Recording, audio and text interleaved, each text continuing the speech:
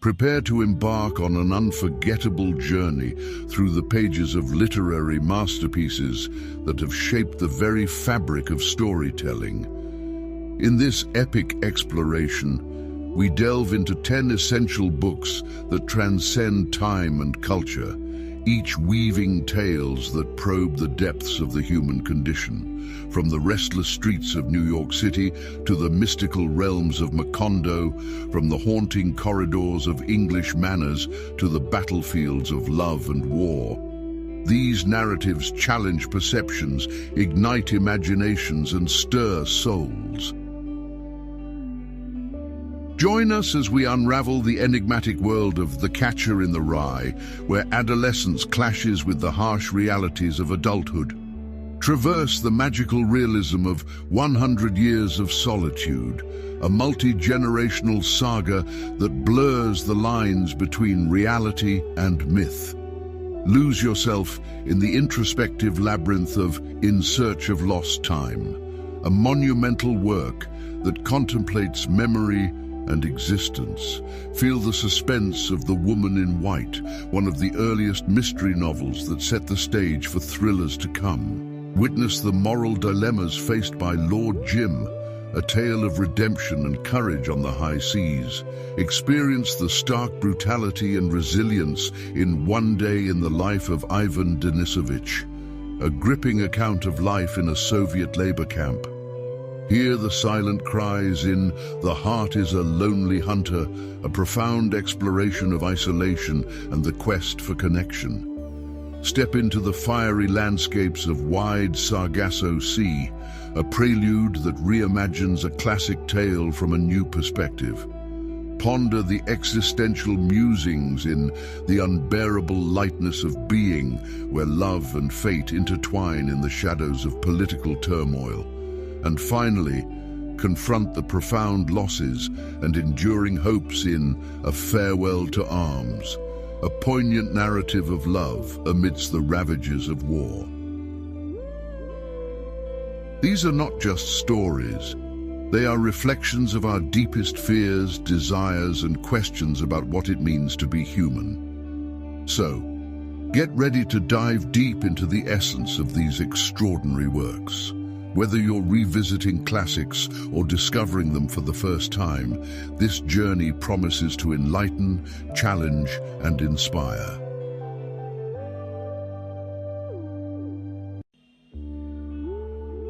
The Catcher in the Rye, written by J.D. Salinger and first published in 1951, is one of the most famous and widely read novels in modern American literature.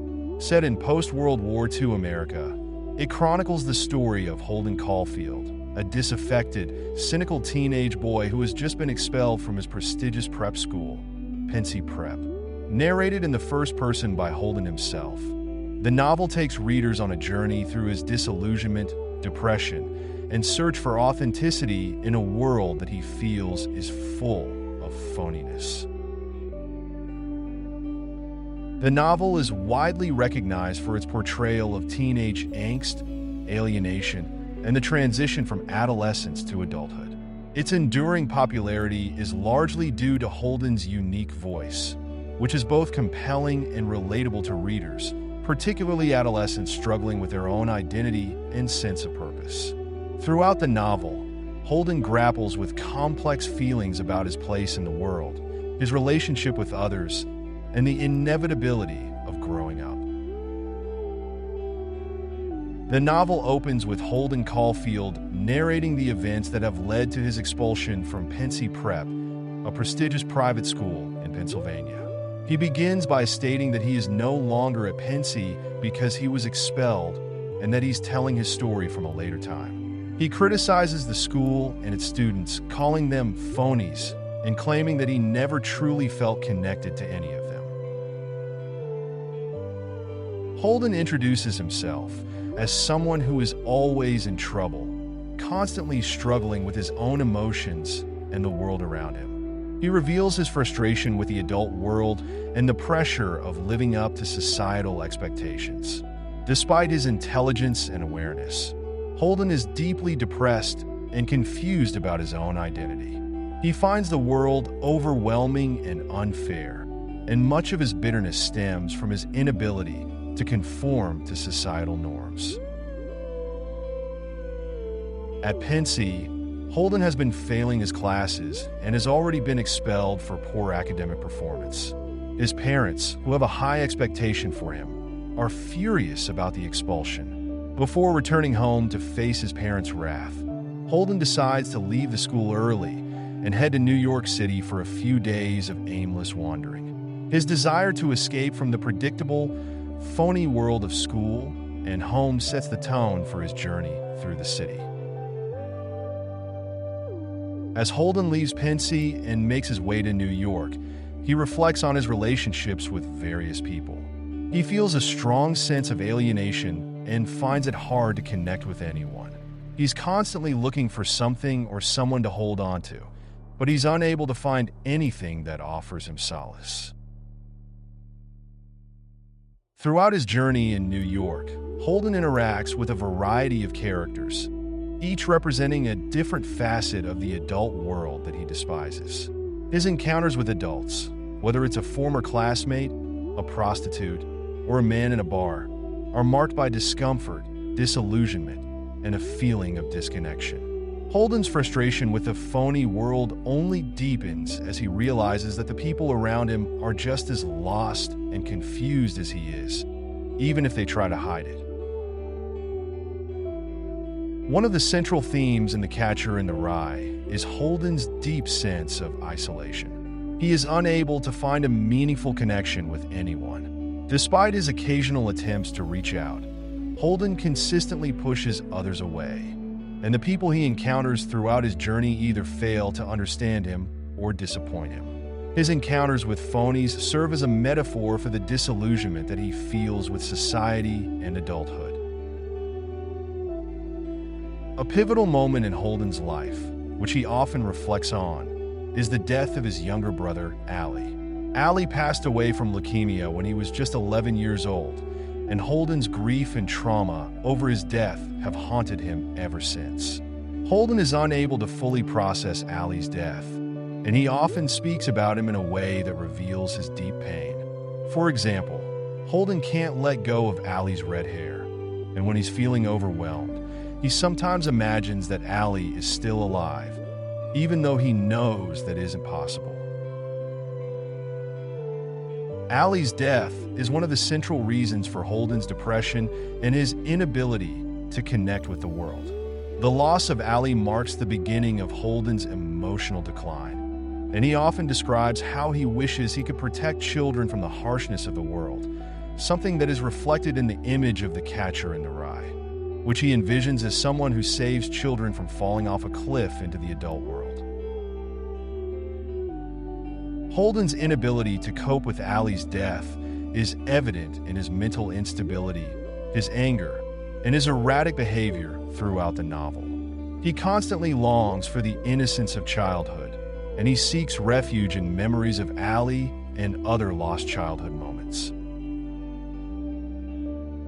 One of the most iconic and significant moments in the novel occurs when Holden imagines himself as the Catcher in the Rye.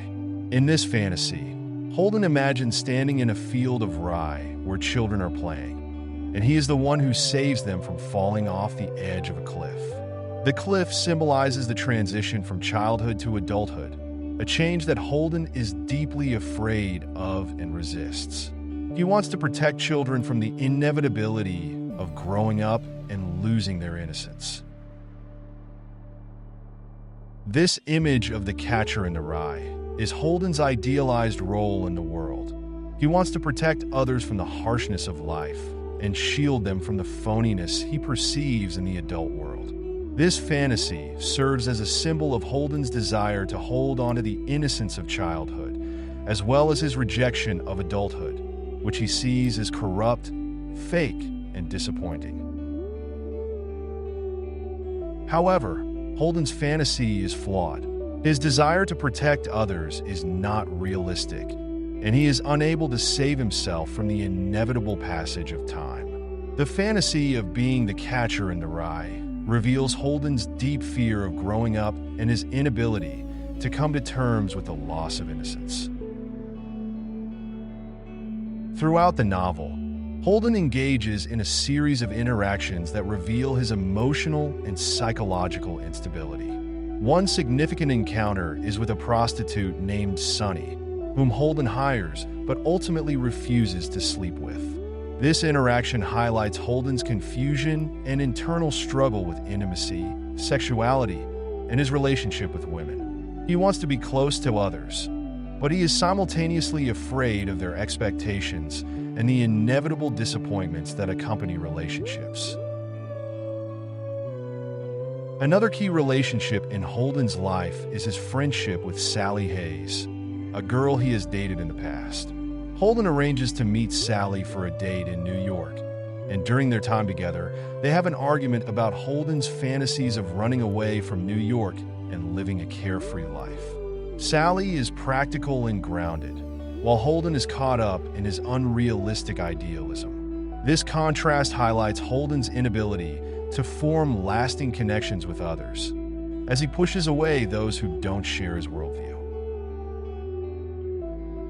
After the argument, Holden's emotional state continues to deteriorate.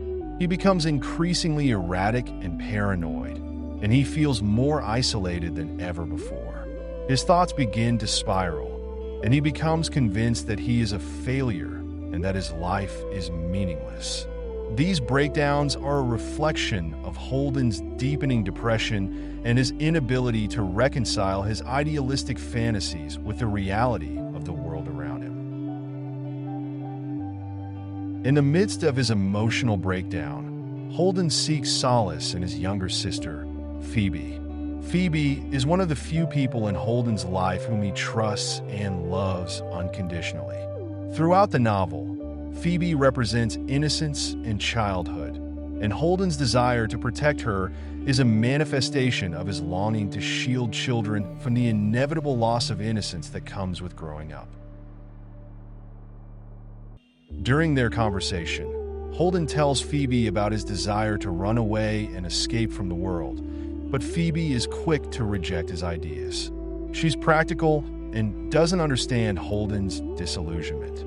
Despite their differences, Holden deeply values Phoebe's honesty and straightforwardness. Her rejection of his fantasy of escape brings Holden to the realization that his idealism is unrealistic and that he cannot escape from the adult world forever. Phoebe's innocence and honesty serve as a stark contrast to Holden's cynicism and confusion. She represents the childlike simplicity that Holden longs to preserve, and her unwavering belief in him provides a small glimmer of hope amidst his turmoil.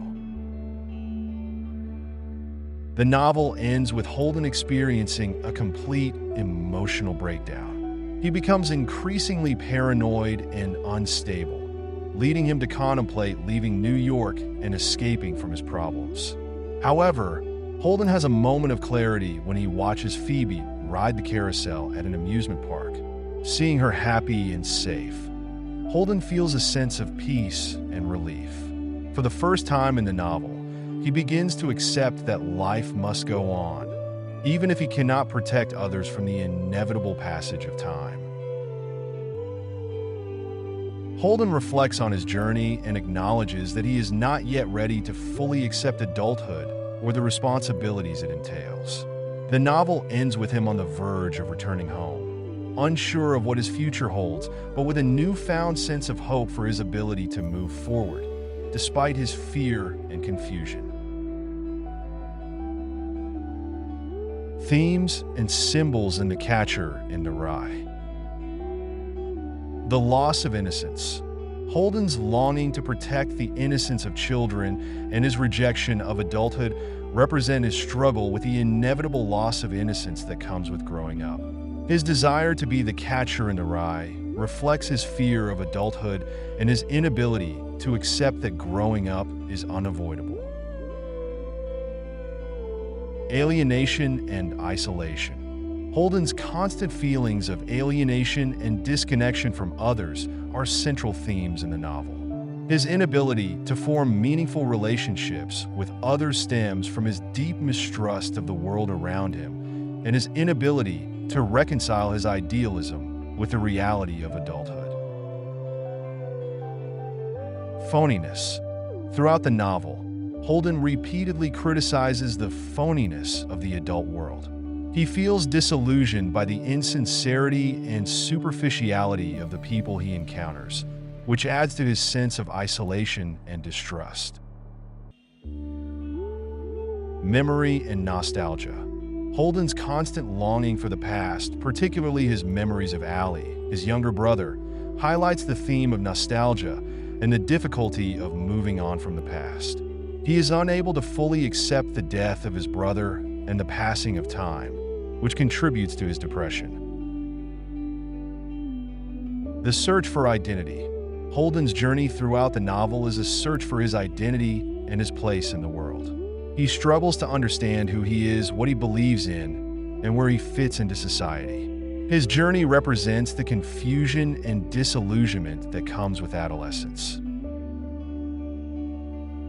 The Catcher in the Rye is a novel that captures the complexities of adolescence, identity, and the struggle to find meaning in an often confusing and contradictory world. Holden Caulfield's journey through New York City serves as both a personal exploration of his own disillusionment and a larger reflection of the challenges faced by teenagers navigating the transition from childhood to adulthood. J.D. Salinger's portrayal of Holden's inner world and his struggles with alienation, depression, and the loss of innocence resonates with readers, particularly adolescents, who can relate to Holden's emotional turmoil and search for authenticity in a world that often seems phony and disingenuous. The novel's themes of loneliness, fear, and the inevitable passage of time continue to make it one of the most significant and influential works in modern American literature.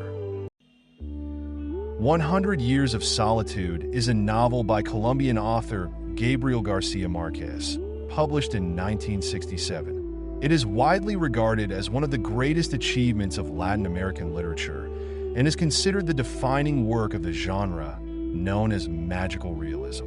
The novel tells the story of the Buendia family, spanning several generations in the fictional town of Macondo, which is situated in a remote part of Colombia. The novel intertwines the fantastical and the real, blending historical events with myth and fantasy in a way that has captivated readers for decades. The themes of solitude, love, fate, and the passage of time are explored with both depth and humor, and Marquez uses the narrative structure to reflect on the cyclical nature of history and the human condition. The story is marked by a large cast of characters, many of whom share similar names, and the generational saga of the Buendia family presents both a sense of timelessness and inevitability. Through their lives and struggles, 100 Years of Solitude delves into the complexities of identity, family, and the nature of solitude. The novel opens with a dramatic and surreal scene in which Colonel Aureliano Buendia, one of the central characters, is facing a firing squad. As he stands in front of the soldiers, he remembers the moment when his father, José Arcadio Buendia, founded the town of Macondo, a remote village in the middle of the Colombian jungle.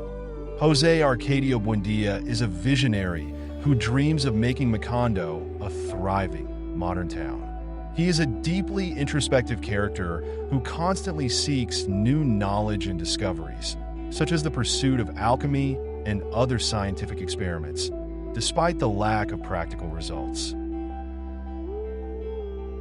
José Arcadio Buendia's obsession with knowledge and progress begins to unravel his sanity as he becomes consumed by his dreams and ideas, neglecting his wife, Ursula, and their children. Meanwhile, Ursula is a strong, resourceful woman who plays a pivotal role in keeping the family together. As José Arcadio's mind deteriorates, Ursula assumes the responsibility of running the household, and the couple's children, José Arcadio and Amarana, grow up in a house filled with both love and tension. As time passes, the people of Macondo begin to experience increasingly unusual events. The first major disruption occurs when a group of gypsies, led by the mysterious Melquiades, arrives in the town. Melquiades brings with him strange, mystical books and introduces Jose Arcadio Buendia to alchemy, which captivates him. In one of the novel's first surreal moments, Jose Arcadio becomes obsessed with the idea of turning metals into gold, and this obsession drives him to madness. His mental deterioration is mirrored by the growing strangeness of life in Macondo, where the ordinary and the extraordinary are often indistinguishable. While Jose Arcadio Buendia is consumed by his scientific pursuits, his children grow and develop in the midst of these shifting realities. Jose Arcadio, the eldest son, leaves Macondo to travel the world, while Amaranta, the daughter, remains at home, taking care of her father and dealing with her own emotional complexities. As the town of Macondo becomes more established, the influence of the outside world, in the form of the gypsies and other travelers, begins to seep in, but the village remains isolated, disconnected from the wider world. One of the central events in the early part of the novel is the arrival of Rebecca, a young orphan who is taken in by the Buendia family. Rebecca is the daughter of a wealthy family who has been ravaged by plague, and her arrival brings both joy and tension to the Buendia household. Rebecca's presence disrupts the already fragile family dynamics, as she becomes romantically involved with Jose Arcadio, the son of Jose Arcadio Buendia and Ursula. However, their relationship is complicated by the fact that they are cousins, and the incestuous undertones of their romance are emphasized throughout the narrative. Rebecca's arrival and her relationship with Jose Arcadio mark the beginning of a cycle of love, passion, and tragedy that will haunt the Buendia family for generations. As the town of Macondo continues to grow and evolve, the Buendias struggle with their own personal desires and the limitations imposed by their family history and fate. The themes of love, memory, and identity are explored in greater depth, and the narrative begins to move toward more complex and surreal territory. Throughout the novel, the Buendia family experiences moments of great joy, love, and success, but these moments are always followed by devastating losses, tragedies, and eventual decline. A recurring motif in the novel is the cyclical nature of history, where the characters' actions seem to repeat themselves from one generation to the next, trapped in a never-ending cycle of desire, ambition, and failure. As the generations of the Buendia family grow and evolve, the town of Macondo also undergoes significant changes. New technologies, political upheavals, and foreign influence begin to reshape the town, but Macondo's isolation remains.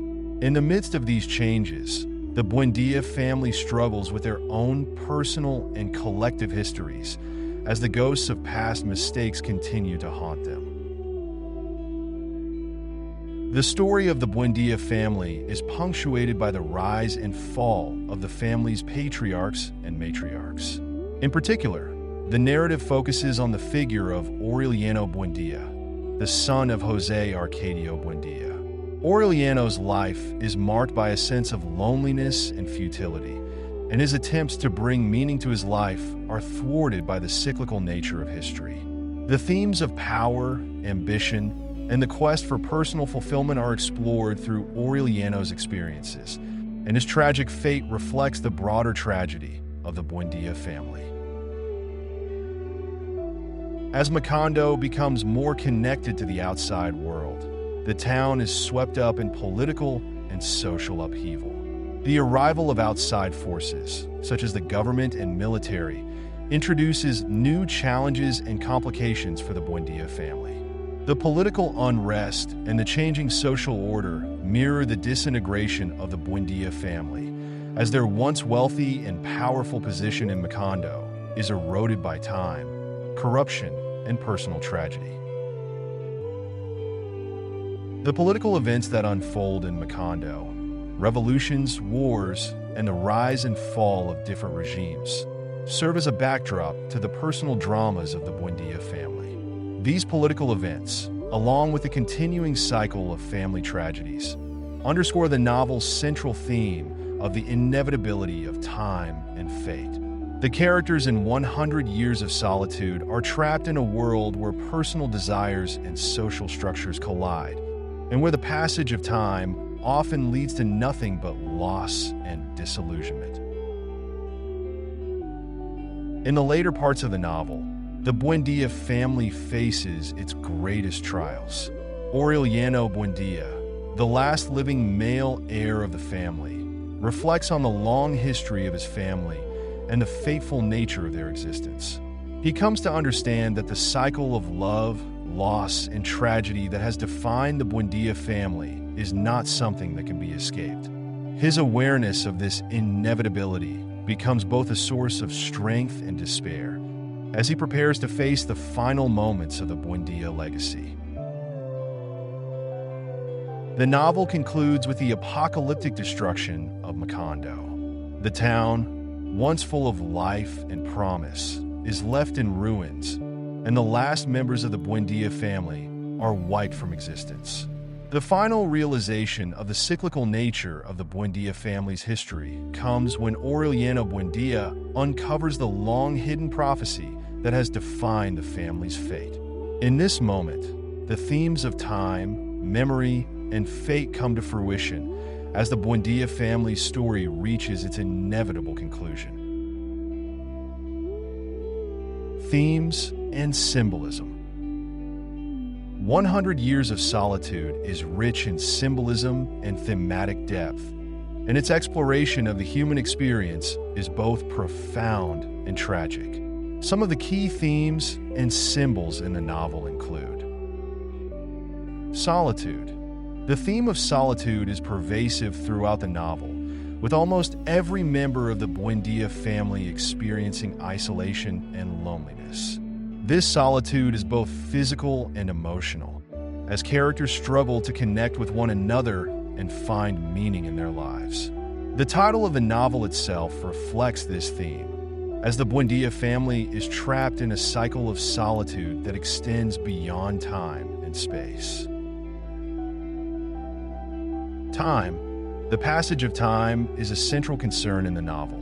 The narrative structure itself reflects the cyclical nature of time, with events repeating themselves from one generation to the next. This cyclical time emphasizes the inevitability of history, fate, and human experience, suggesting that individuals are powerless to escape the patterns of their lives. Magical realism. One of the most distinctive features of 100 Years of Solitude is its use of magical realism. The novel blends the fantastical and the real, presenting supernatural events as if they were part of everyday life. This technique highlights the blurred boundaries between reality and illusion, emphasizing the subjective nature of experience and memory. Memory and forgetfulness. The characters in the novel often struggle with their memories, and the theme of forgetfulness is closely tied to the idea of solitude and time. The Buendia family's inability to escape their past is mirrored in their attempts to repress or forget the events that shape their lives. Love and passion. Love is a central theme in the novel, but it is often marked by obsession, tragedy, and disappointment. The characters' passionate desires frequently lead to their undoing, and the novel explores how love can both elevate and destroy those who experience it. The cycle of history. The cyclical nature of history is another key theme in the novel. The Buendia family's repeated mistakes and tragedies suggest that history is a force that repeats itself, with individuals unable to break free from the patterns of the past.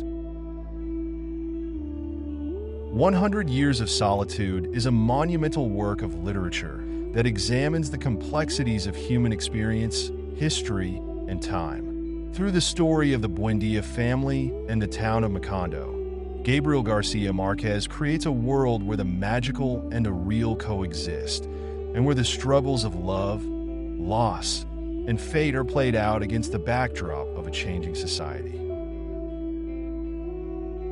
The novel's intricate narrative structure, rich symbolism, and philosophical depth make it a timeless masterpiece that continues to resonate with readers around the world. Its exploration of solitude, memory, and the passage of time offers profound insights into the human condition, making it a work that remains as relevant and compelling today as it was when it was first published.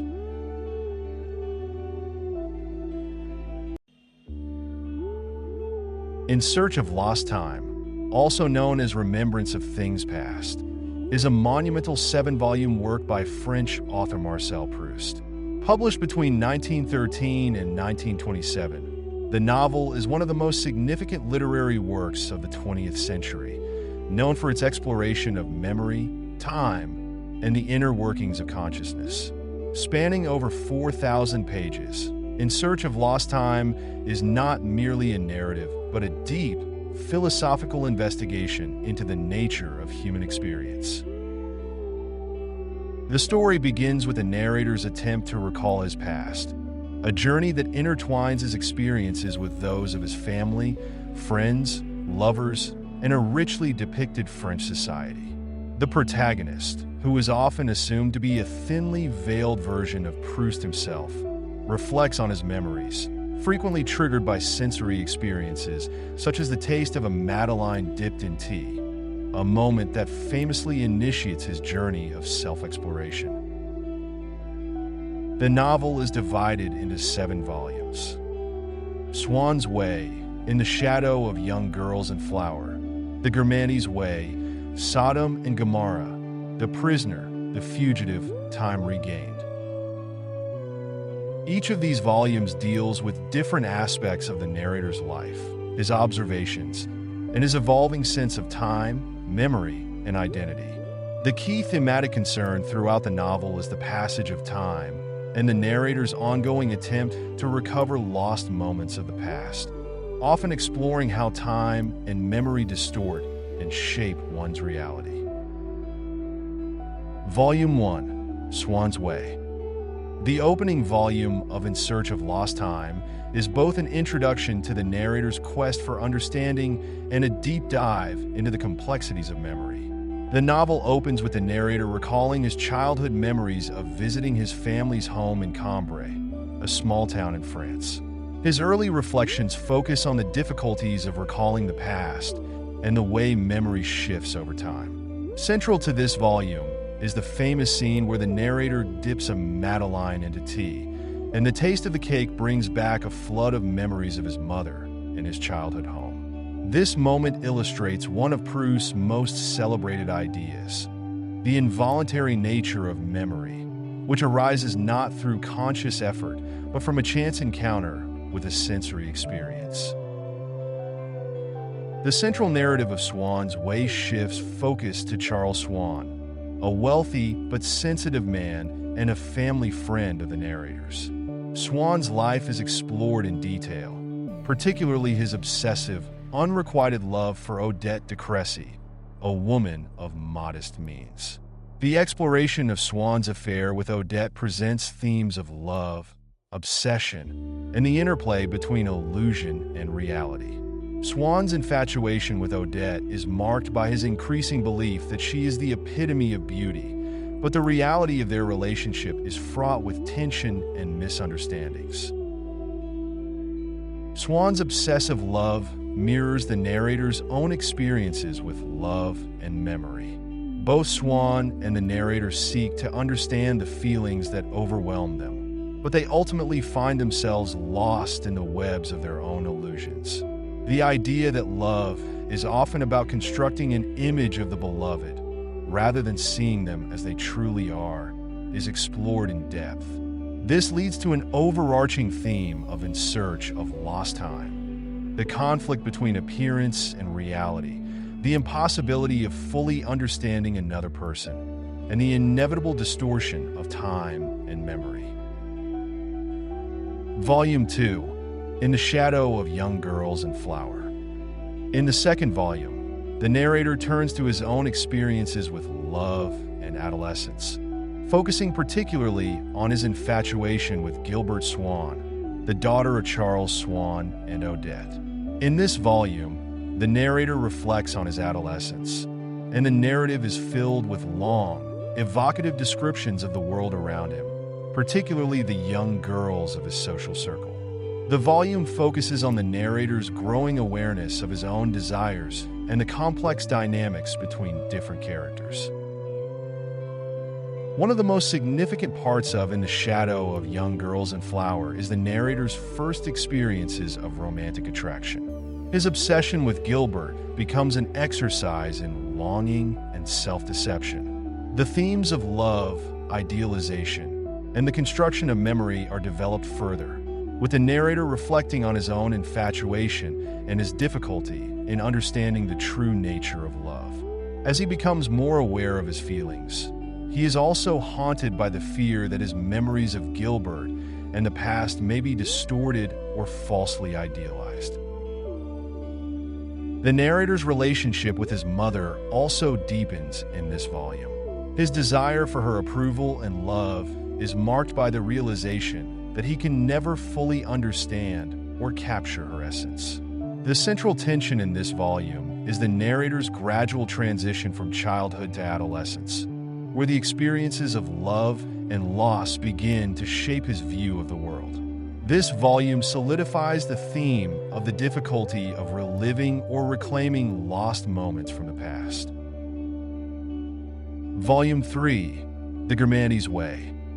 In The Guermantes Way, the narrator transitions from the intimacy of childhood and adolescence to the broader, more complex world of adult society. The volume focuses on the narrator's entrance into high society, particularly the aristocratic Guermantes family. This social setting introduces a new world of privilege, vanity, and class distinctions that play a crucial role in the narrator's journey toward understanding himself and the world around him. The narrator's observations of the Guermantes family are marked by a sense of awe and disdain. He describes their wealth and grandeur, but also critiques their superficiality and pretensions. Through his interactions with the Guermantes, Proust explores the theme of social mobility, the longing for recognition, and the disillusionment that often follows when one attains their desires. The narrator's fascination with the Guermantes, especially the enigmatic Duchess, reflects his ongoing internal struggle between longing and understanding, idealization and reality. This volume also continues the exploration of time and memory, with the narrator reflecting on the passage of time, his observations of others, and his ongoing disillusionment with the world he inhabits. The characters in The Guermantes Way are often caught between the past and the present, unable to fully reconcile their desires with their current realities. Volume 4, Sodom and Gomorrah. In Sodom and Gomorrah, the narrator's reflections take a darker turn, focusing on themes of sexuality, desire, and societal repression. The volume explores the narrator's complex relationships with various characters, including his ambiguous feelings towards men and women. The concept of the secret life becomes central as the narrator begins to realize the hidden desires and behaviors of those around him, particularly concerning homosexuality and sexual identity. This volume is notable for its exploration of social taboos, as Proust delves into the dynamics of forbidden love and sexual attraction. The volume is also concerned with the idea of duality, the contrast between outward appearances and the hidden, often repressed desires of individuals. Proust's exploration of these themes is both intellectual and intimate, as the narrator grapples with the complexity of human relationships, sexuality, and the limitations of memory. The title Sodom and Gomorrah refers to the biblical cities of sin, and the narrative takes a more overtly philosophical approach to examining morality, temptation, and the contradictions within individuals and society. The volume continues the exploration of time and memory, as the narrator revisits past moments of sexual and romantic longing, offering a more critical lens through which he can view his past experiences. Volume 5, The Prisoner. The Prisoner focuses on the narrator's relationship with his lover, Albertine, who becomes an increasingly important figure in his life. The narrator's obsession with Albertine's perceived infidelities, as well as his efforts to control her behavior, reflect his internalized anxieties about love, loss, and possession. Throughout this volume, the narrator struggles with his feelings of jealousy, fear, and possessiveness, revealing the darker side of his desires. The concept of captivity, both physical and emotional, plays a significant role in The Prisoner. The narrator's obsession with Albertine mirrors his larger struggle with the constraints of time and memory. His inability to fully possess Albertine or understand her emotions leads him to question the nature of love and desire.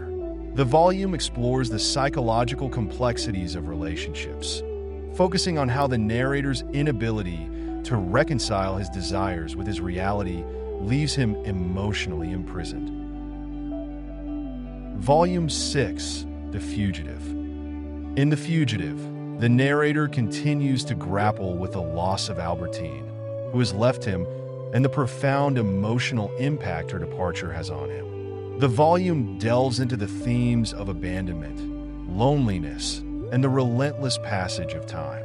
The narrator's reflection on his past relationships, particularly with Albertine, highlights his ongoing search for meaning and understanding in a world marked by loss and change. The Fugitive explores the narrator's desire to reclaim lost moments, but also acknowledges the futility of this endeavor. The title refers to Albertine's flight from the narrator's life, but it also symbolizes the fugitive nature of time itself, the impossibility of holding onto the past. The volume touches on themes of memory and self-deception, as the narrator continues to reflect on the past with both longing and regret. Volume 7, Time Regained. Time Regained is the final volume of In Search of Lost Time, and it brings the themes of time, memory, and identity to their fullest expression. The narrator, now reflecting on the passage of time, realizes that the pursuit of lost moments is futile, but that the process of remembering and reflecting is an essential part of understanding oneself. In the final chapters, the narrator decides to write down his memories, marking the conclusion of his quest for lost time. The novel ends with a triumphant return to the idea of art and creation. The narrator's understanding of time, memory, and identity has evolved, and he accepts that while the past can never be fully reclaimed, it can still shape the present. The closing moments of Time Regained are deeply reflective and optimistic, offering a sense of closure for the narrator's journey and a recognition of the importance of memory, creation, and self-understanding.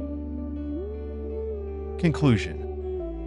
In Search of Lost Time is a complex, multifaceted exploration of time, memory, love, and the human condition. Through the narrator's journey, Proust weaves a rich tapestry of philosophical reflection, emotional complexity, and intellectual exploration.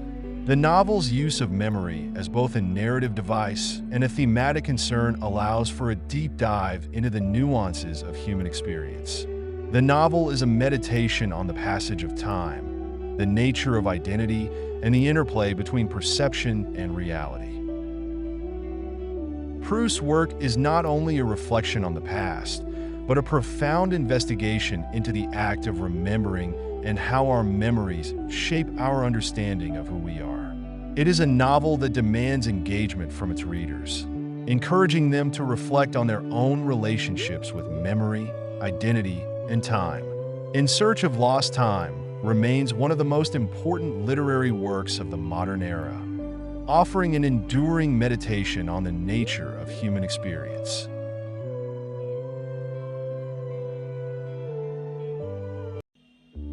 The Woman in White by Wilkie Collins is a classic Victorian novel published in 1859, often considered one of the first mystery and sensation novels. Through a blend of Gothic atmosphere, intense suspense, and unexpected plot twists, Collins weaves a thrilling narrative that captures readers from the beginning. The story centers on the lives of two sisters, Laura Fairley and Marian Halcombe, and the mysterious figure of Catherick, the Woman in White. Their fates become entangled in a sinister plot involving deception, greed, and madness as they struggle to reclaim their identities and find justice. The novel is told through a series of first-person narratives, allowing multiple perspectives that reveal only fragments of the truth until the climactic resolution. The story begins with Walter Hartwright, a young, honorable art teacher living in London. One evening, while walking home through Hampstead Heath, he encounters a distressed woman dressed entirely in white. She is clearly frightened, asking him for help in escaping from someone. Walter agrees to help her, and after assisting her in getting a cab, learns from passing strangers that the woman and Catherick had recently escaped from an asylum. Disturbed and intrigued, Walter goes on his way. But the encounter haunts him, particularly as Anne had mentioned a dark secret regarding someone who had wronged her in the past. The next day, Walter travels to Limmeridge House in Cumberland, where he has accepted a position to teach drawing to Laura Fairley, a young heiress, and her half-sister, Marian Halcombe. Walter quickly becomes enchanted by Laura, who is strikingly beautiful and kind-hearted, and also forms a strong friendship with Marian, who is sharp, intelligent, and fiercely protective of Laura. Despite his growing feelings for Laura, Walter realizes that their difference in social standing makes any romantic involvement impossible, especially since Laura is already engaged to Sir Percival Glyde, a wealthy baronet. As Walter settles into his teaching role, he discovers an unsettling resemblance between Laura and the mysterious woman in white and Catherick. After discussing the encounter with Marian, he learns that Anne had once lived in the nearby village and was known for her affinity for wearing white. Further investigation reveals that Anne was cared for by Mrs. Catherick, a woman with a questionable reputation, and that she was mysteriously institutionalized under suspicious circumstances. Walter suspects there is a connection between Anne and Laura's fiancé, Sir Percival Glyde. Marian and Walter soon discover that Anne has been secretly trying to warn Laura about Sir Percival, and sends a letter to Laura, cautioning her against marrying him, though the reason remains unclear. Walter and Marian grow increasingly wary of Sir Percival's intentions, sensing that he may have a hidden agenda. Unfortunately, Walter is dismissed from his position at Limmeridge House when Mr. Frederick Fairley, Laura's wealthy but selfish uncle, learns of Walter's feelings for Laura. Reluctantly, Walter leaves, deeply troubled by his suspicions, but unable to help. Laura's marriage to Sir Percival Glyde goes ahead as planned, despite her lingering unease.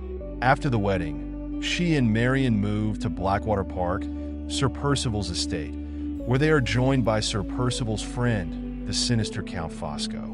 Fosco, an Italian aristocrat with a charismatic yet menacing presence, is married to Laura's aunt, Eleanor Fosco, a once vibrant woman who has been subdued into near silence by her domineering husband. The Count's unsettling demeanor and his magnetic control over others add to the Gothic tension, creating an atmosphere thick with dread.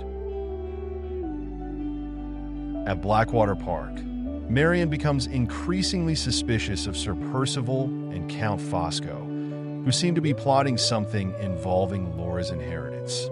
Marion soon learns that Sir Percival is desperate for money and has a dangerous secret he is hiding. Determined to protect Laura, Marion bravely eavesdrops on a conversation between Sir Percival and Count Fosco.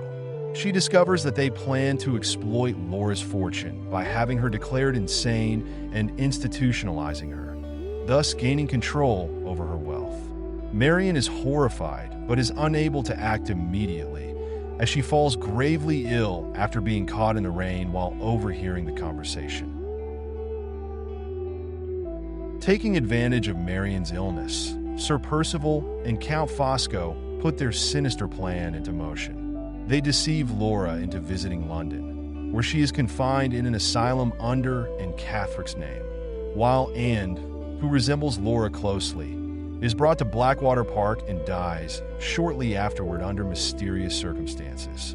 This horrifying switch allows Sir Percival and Count Fosco to legally inherit Laura's fortune, as the world believes that Laura Fairley is dead and buried, while the real Laura languishes in an asylum under Anne Catherick's identity. Upon recovering from her illness, Marion discovers the truth and is devastated. She finds Walter, who has returned from an overseas journey, and the two begin their quest to rescue Laura and expose the conspiracy.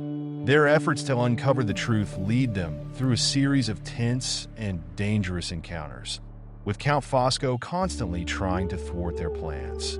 Marion and Walter finally manage to free Laura from the asylum, but they face the daunting task of proving her true identity and reclaiming her inheritance.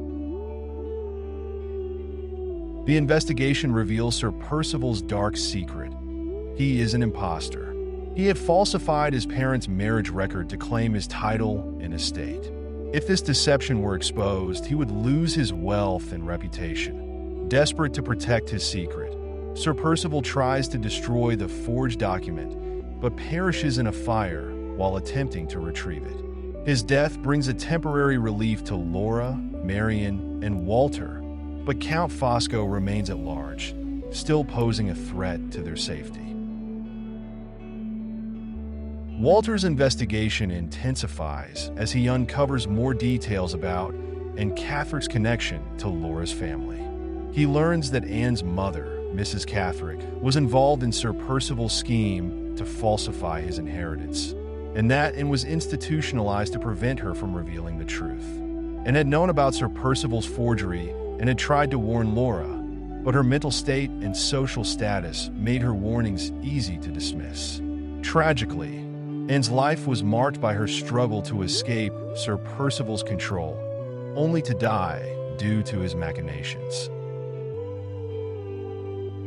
In a climactic confrontation, Walter confronts Count Fosco in London. Fosco, realizing that his crimes have finally caught up with him, agrees to sign a confession detailing the conspiracy in exchange for safe passage out of England. Though Fosco manages to flee, he ultimately meets his end at the hands of a secret society he had once betrayed, ensuring that justice is served. With Fosco's confession, Walter and Marion succeed in restoring Laura's identity and inheritance, though the scars of the ordeal remain. In the novel's conclusion, Laura and Walter marry, and they have a son together. Marion remains an integral part of their family, her loyalty and bravery crucial to their survival.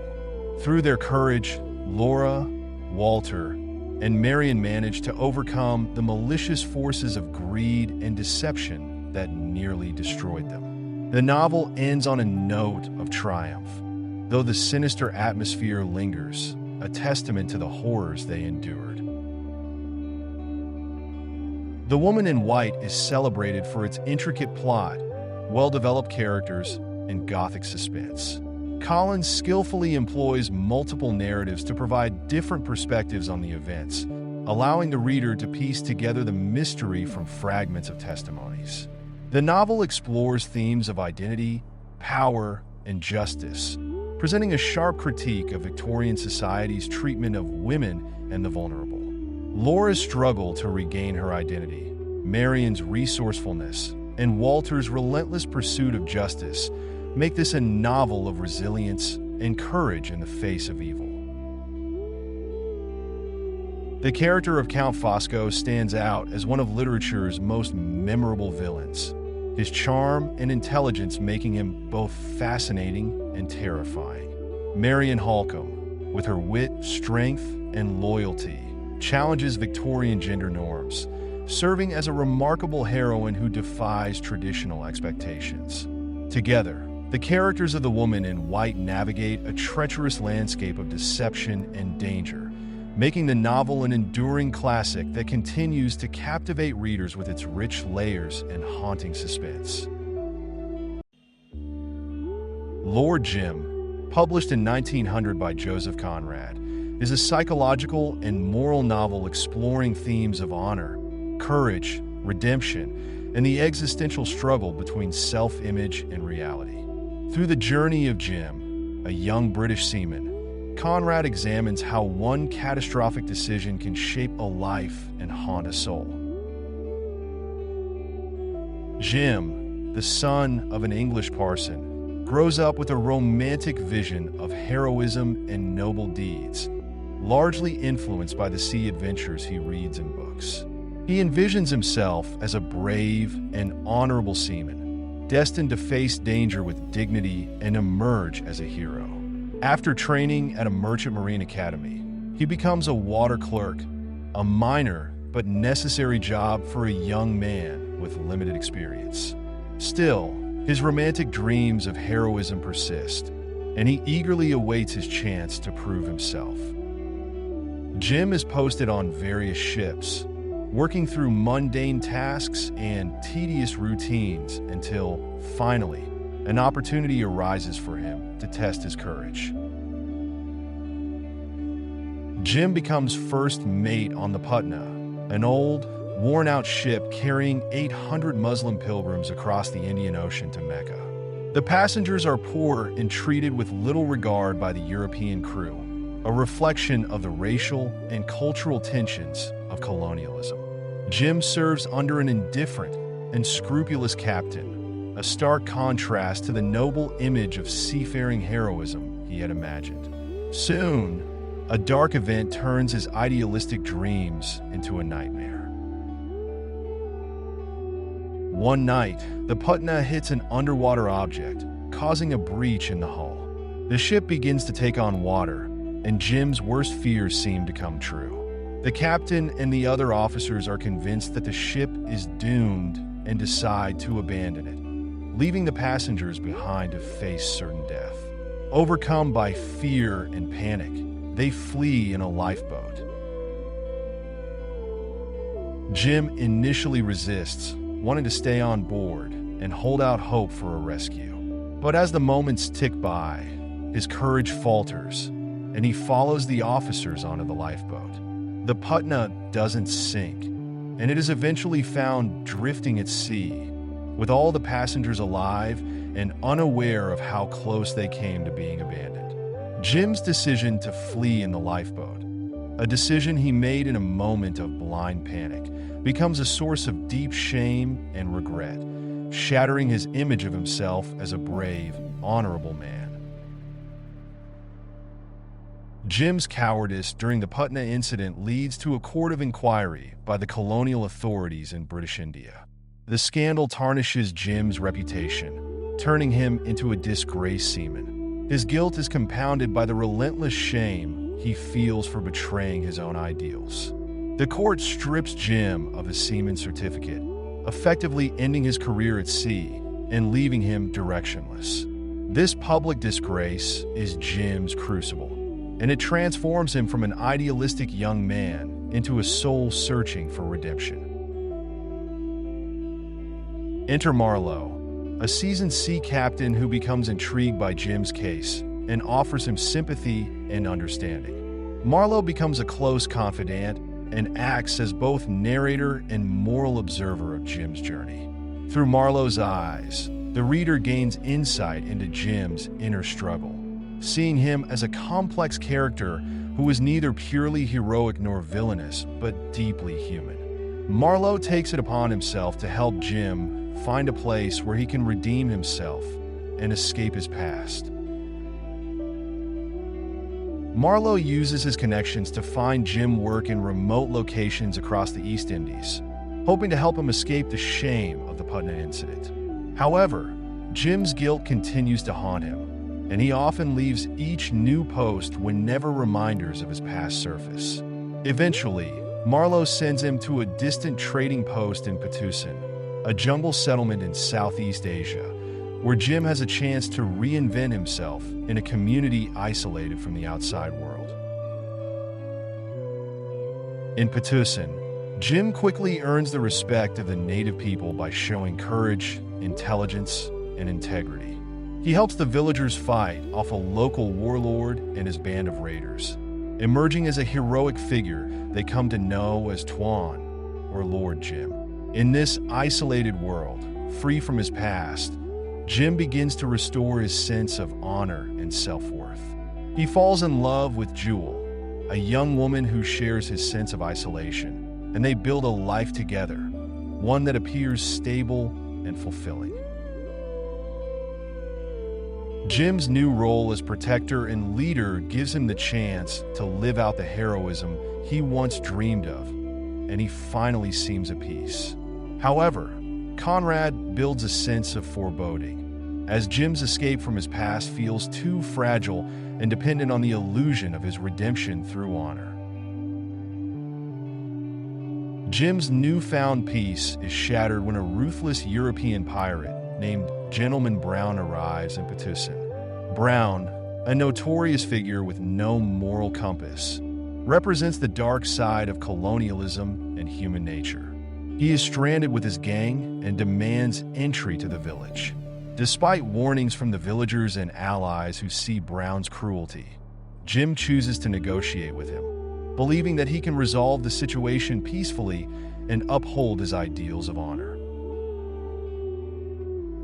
But Jim's judgment of Brown is clouded by his romanticized view of human nature. Brown betrays Jim's trust, using the opportunity to attack the village and causing a violent clash that leaves several villagers dead, including Dane Waries, the beloved son of the village chief, Doramin. This betrayal reveals the tragic flaw in Jim's character, his belief that he could impose his sense of honor and redemption on others, even on a man as corrupted as Brown. The villagers, devastated by the loss of Dane Waries, demand retribution, viewing Jim as responsible for the tragedy due to his poor judgment. Jim does not resist their anger. He realizes that his actions, though made with good intentions, have led to a devastating betrayal of the trust the people of Patusan had in him. Finally understanding the weight of his mistakes, he chooses to face the consequences without attempting to flee or defend himself. In a moment of tragic resolution, Jim walks to Doramin, the chief, who holds him accountable for his son's death. Standing before the grieving father and the outraged villagers, Jim accepts his fate, offering his life as penance. Doramin, in an act of both justice and vengeance, shoots Jim, ending his life. Jim's death is both a punishment and an act of redemption. He dies with dignity, atoning for his failures, but leaving behind a complex legacy. Lord Jim is filled with profound themes that explore the human psyche, the conflict between ideals and reality, and the moral consequences of one's actions. The novel's exploration of heroism and cowardice questions the very nature of what it means to be honorable. Jim's early romanticism of heroism is shattered, and his journey through disgrace, isolation, and ultimate sacrifice illustrates the consequences of a life haunted by a single moment of weakness. The jungle setting of Patusan symbolizes both a physical and psychological wilderness where Jim confronts his inner turmoil and tries to rebuild his life. The jungle's isolation allows Jim to escape the immediate consequences of the Putnam incident, but it also traps him in a situation where his ideals are bound to be tested. Gentleman Brown represents the corrupting destructive forces of human nature. His arrival in Patusan forces Jim to confront the darkness in others, a darkness he had underestimated, leading to his fatal misjudgment. Jim's death by Doraemon's hand is symbolic of a final, uncompromising judgment on his character. The novel also examines the theme of colonialism, as the European characters enter Patusan with a mix of arrogance and condescension toward the native culture. Conrad portrays the complex relationships between the colonizers and the colonized, suggesting that even in Jim's quest for honor, he cannot fully understand or integrate into the world of Patusan, a world that ultimately holds him accountable for his actions. In Lord Jim, Conrad explores the complexities of human character, the weight of guilt, and the possibility of redemption. Jim's life is marked by a constant struggle between his ideals and his failures, his yearning for heroism and the reality of his human limitations. Though he dies in tragedy, his willingness to face his fate at the end gives his story a sense of redemptive closure. Through Marlowe's narration, we are left with a haunting sense of Jim's inner conflict, his flawed nobility, and the poignant truth that heroism is often a matter of personal sacrifice rather than triumph. Lord Jim is a meditation on human fallibility and the quest for meaning in a world that often provides none. Jim's journey reflects the complex nature of honor and courage, and Conrad's novel remains a powerful exploration of the human spirit, revealing the paradoxes that define us all. One Day in the Life of Ivan Denisovich by Alexander Solzhenitsyn is a powerful portrayal of a single day in the life of a Soviet Gulag prisoner, Ivan Denisovich Shukhov. First published in 1962, this novel offers readers an unfiltered glimpse into the brutal, dehumanizing existence within a Soviet labor camp, drawing from Solzhenitsyn's own experiences in the gulags. Through Shukhov's struggles, triumphs, and observations, the novel captures the resilience of the human spirit in the face of crushing adversity, illustrating how one can find dignity, meaning, and even moments of satisfaction in the harshest of conditions. The novel begins early in the morning in a Siberian labor camp, where prisoners endure long sentences under deplorable conditions. Ivan Denisovich Shukhov, a former carpenter and Soviet soldier, wakes up feeling ill. It's the 3,653rd day of his imprisonment, a sentence that began when he was falsely accused of being a German spy during World War II. He is serving a 10-year term in the Gulag, forced to endure harsh treatment, bitter cold, malnutrition, and dehumanizing living conditions. Despite his illness, Shukhov is cautious, knowing that missing a workday could bring severe punishment. Shukhov's day starts with a small victory. He successfully sneaks out of bed without being caught by the prison guards, who would otherwise punish him with hard labor for trying to rest. This quiet defiance shows his resilience, as he tries to hold on to small moments of personal agency. After roll call, the prisoners line up for breakfast, and Shukhov, like the others, must guard his meager ration against theft or confiscation by guards. Breakfast is thin gruel, a tasteless, watery concoction barely substantial enough to stave off hunger. But Shukhov savors every bite, teaching himself to extract every bit of value from even the smallest, most dehumanizing scraps of food.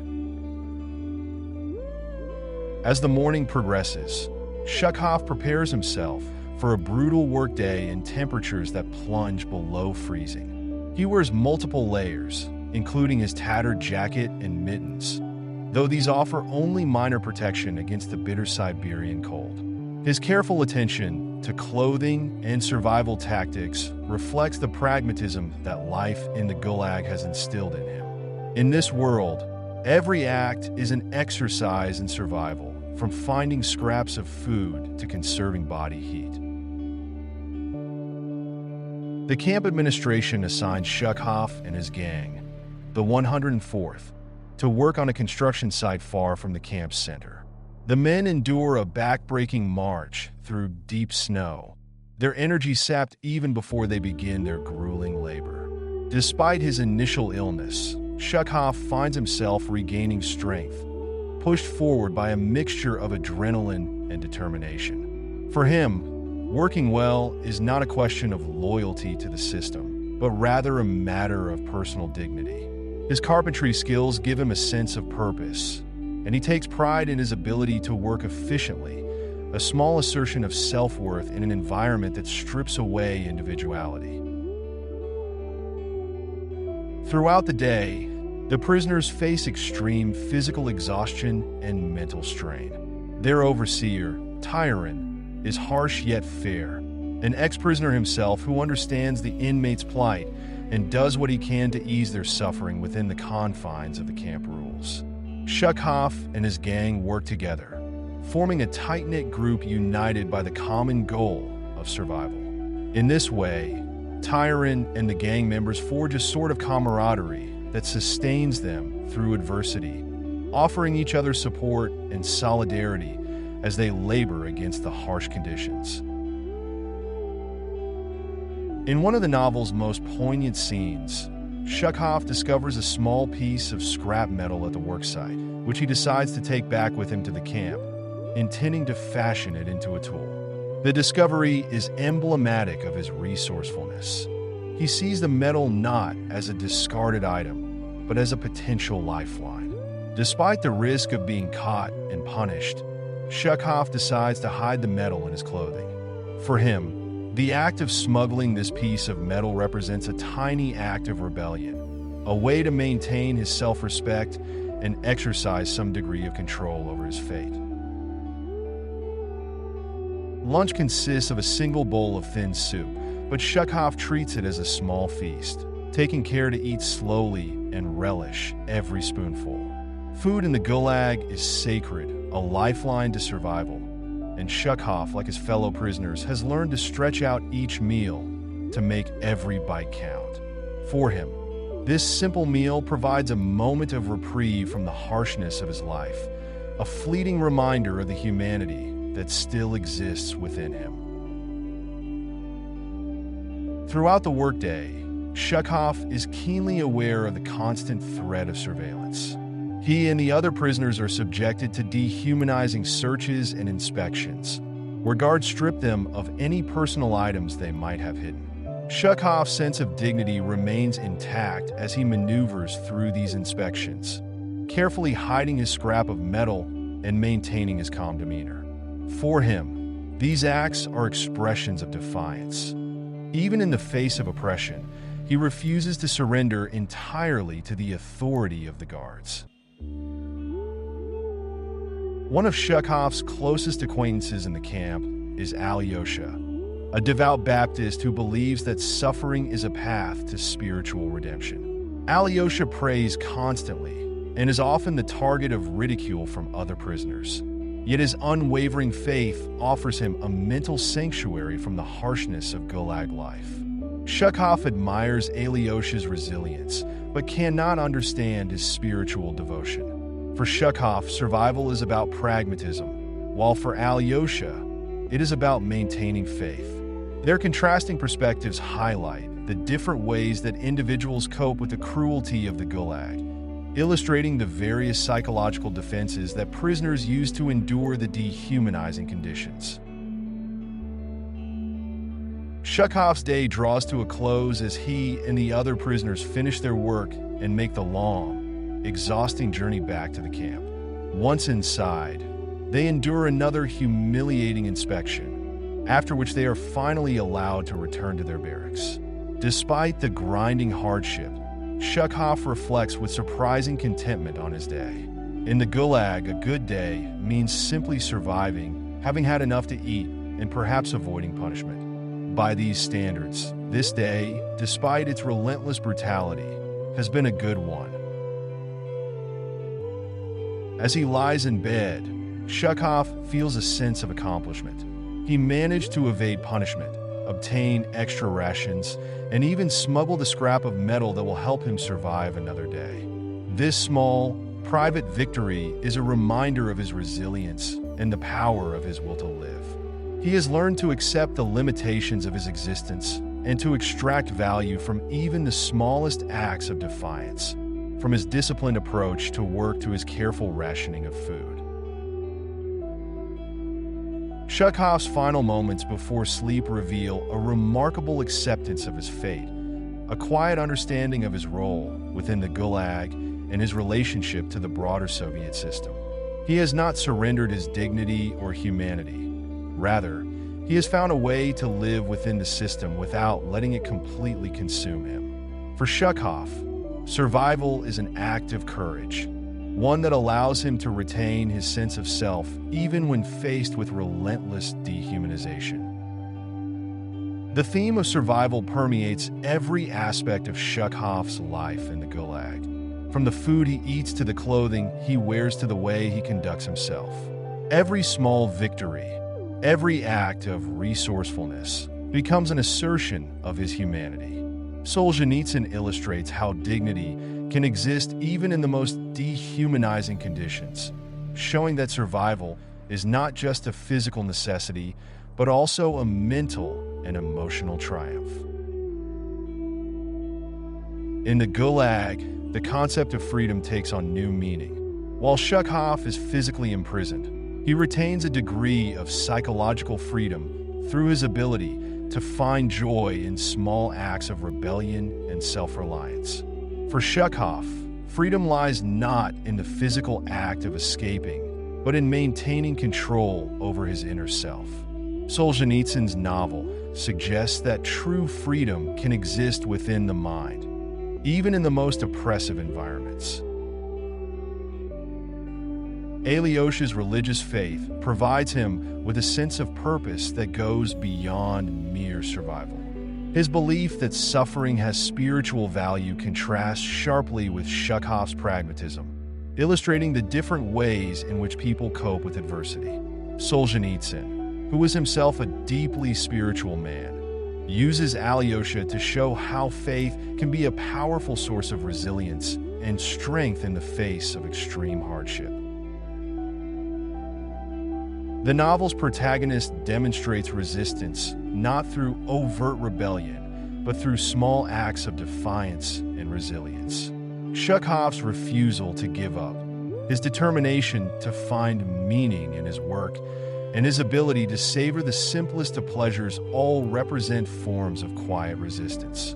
Solzhenitsyn's portrayal of Chekhov highlights the strength of the human spirit and its ability to endure unimaginable suffering. Through Chekhov's experiences, Solzhenitsyn exposes the cruelty and dehumanization inherent in the Soviet Gulag system. The prisoners are stripped of their identities, reduced to numbers, and forced to perform exhausting labor for the benefit of the state. Solzhenitsyn critiques the Soviet regime, using Chekhov's life to illustrate the inhumanity and brutality of a system that prioritizes conformity and obedience over individual well-being. One Day in the Life of Ivan Denisovich is a profound and haunting exploration of human endurance and the ability to retain dignity in the face of overwhelming oppression. Solzhenitsyn's portrayal of Chekhov is both a critique of the Soviet system and a celebration of the resilience of the human spirit. The novel shows that, even in the darkest of circumstances, it is possible to find moments of satisfaction, agency, and even joy. Chekhov's day may seem bleak, filled with hardship and deprivation, yet Solzhenitsyn's narrative highlights the small triumphs that define his existence. The simple pleasures, savoring a piece of bread, completing a job well done, sharing a moment of camaraderie, take on profound significance in a world where survival is a daily battle. Through Chekhov's eyes, readers come to understand the resilience and strength required to endure life in the Gulag, and the power of human dignity in the face of relentless adversity. The Heart is a Lonely Hunter by Carson McCullers is a profound exploration of loneliness, isolation, and the human desire for connection in the setting of a small, impoverished town in the American South. Published in 1940, when McCullers was only 23, the novel portrays the inner lives of 5 main characters, each yearning to be understood and accepted. The central character, John Singer, a mute man, becomes a silent confessor for the town's outcasts, unintentionally binding their lives together in a tapestry of pain, hope, and disillusionment. The novel opens with John Singer, a deaf-mute who lives with his close friend, another deaf-mute named Spiros Ananapoulos. The two men have a unique companionship, spending much of their time together in quiet understanding. However, their bond is shattered when Ananapoulos begins to display erratic behavior that escalates over time. He engages in petty theft, inappropriate public behavior, and excessive drinking, forcing his cousin, who is his legal guardian, to send him away to an asylum in another town. For Singer, this separation is devastating. He loses not only his closest friend, but also the only person with whom he could fully communicate. In his sorrow and solitude, Singer moves to a boarding house and takes up a job as a silver engraver in the local jewelry store. Though he maintains a reserved and stoic demeanor, he becomes a magnet for the town's marginalized and troubled individuals. These characters are drawn to him as if sensing a kindred spirit in his silent, listening presence. Despite their assumptions, Singer remains distant, lost in his own thoughts of Ananapoulos, to whom he writes endless letters that are never answered. The first of these characters is Mick Kelly, a spirited and tomboyish teenage girl from a struggling family. Mick is passionate about music and dreams of one day becoming a great composer. She finds solace in her private inside room, an imaginative place in her mind where she escapes her harsh reality and envisions a life of creative fulfillment. Mick is drawn to Singer and often visits him, confiding in him her dreams and frustrations. Her encounters with Singer offer her a sense of understanding she can't find at home, where her family is constantly stressed by poverty. She starts working odd jobs to help her family, sacrificing her aspirations as her responsibilities grow. Another character who gravitates towards Singer is Dr. Benedict Copeland, an African-American physician who was a rare figure in the segregated South at the time. Dr. Copeland is an educated, idealistic man dedicated to uplifting the Black community, but his unyielding sense of purpose and uncompromising demeanor have left him isolated, estranged from his own children who do not share his vision. Filled with anger and frustration over racial injustice, Dr. Copeland sees Singer as someone who might understand his struggle, and he shares his revolutionary ideas and philosophies with him. However, despite the warmth and patience he perceives in Singer, Dr. Copeland remains a solitary figure, burdened by his belief that his work will never achieve the results he desires. Jake Blunt, a drifter and alcoholic, is another regular visitor to Singer. Jake is a labor agitator with radical political beliefs, railing against capitalist exploitation and the corruption he sees in society. He is consumed by his desire to incite the working class to revolt, but his ideas are often dismissed by others who view him as unstable. Jake finds in Singer a patient listener and frequently pours out his frustrations and aspirations, convinced that Singer understands and even sympathizes with his rage against societal injustices. But as with the others, Singer's silence only reflects Jake's own thoughts back to him, offering him neither validation nor contradiction. Lastly, there is Biff Brannon, the owner of a small-town cafe where much of the town's social life unfolds. Biff is a quiet, introspective man, and his cafe serves as a gathering place where he observes the lives of his customers with detached curiosity. After the death of his wife, Alice, Biff becomes more reflective and begins to grapple with his own loneliness and ambiguous feelings about identity and connection. He finds himself intrigued by Singer's calm presence and gradually becomes aware of the loneliness that binds them. Biff's Cafe becomes a safe space for all these characters, where they share stories and moments that reveal the hidden threads connecting them. Each character believes that Singer is the only person who understands them, unaware that he is absorbed in his own sorrow for Antonopoulos. They each project their own needs onto him, seeing in him the ideal listener who seems to empathize without judgment. Singer's inability to speak allows them to express themselves without interruption, and in this way, he becomes a blank canvas on which they paint their hopes, frustrations, and fears.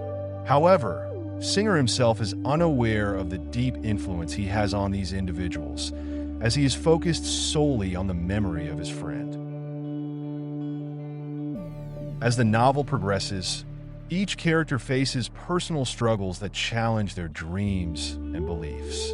Mick, in a moment of youthful recklessness, becomes involved with a boy named Harry Minowitz, and they share an intimate experience. The encounter leaves her feeling confused and abandoned, adding to her sense of isolation. In a bid to support her family, Mick takes a grueling job at a department store, sacrificing her dreams of music and leaving her feeling further trapped in her harsh reality. Dr. Copeland's health deteriorates due to tuberculosis, and he faces the stark reality that his life's work may have little lasting impact. He endures a humiliating experience when he is jailed after a violent encounter with the police during a protest, reinforcing his sense of powerlessness. Meanwhile, Jake Blunt continues his struggle to rally the town's working class, but his idealism and fervor only deepen his isolation, and he eventually leaves the town, disillusioned and lost. Throughout these struggles, each of the characters continues to visit Singer, pouring their lives into his silent presence. But Singer himself grows increasingly despondent, longing for his lost friend Antonopoulos, who remains his sole focus of affection and understanding. When Singer receives word that Antonopoulos has died, he is utterly devastated. The bond he cherished, the one relationship that grounded him, is gone. Overwhelmed by the loss, Singer returns to his empty boarding room and, in a moment of despair, takes his own life. Singer's suicide sends shockwaves through the lives of Mick, Dr. Copeland, Jake, and Biff. Each of them, in their own way, feels the profound void left by his absence, though they struggle to understand why he took his life. Mick, devastated, realizes that her dreams of music and connection seem even more out of reach now. Dr. Copeland is left with a renewed sense of isolation, unable to reconcile his ideals with the painful reality of the world. Jake, too, grapples with his unfulfilled desires for revolution, while Biff reflects on the unspoken connections that seem to bind them all. In the end, McCullers leaves readers with a haunting meditation on the nature of loneliness and human connection. Each of these characters has searched for understanding and acceptance, finding brief solace in the silent companionship of John Singer. Yet the tragedy lies in their inability to see beyond their own needs, projecting onto Singer their hopes and desires without truly understanding him. Singer, in turn, is portrayed as a deeply lonely figure who is revered by others but ultimately unknown and misunderstood, caught in a cycle of quiet despair that ultimately claims his life. The novel's title encapsulates the central theme of loneliness.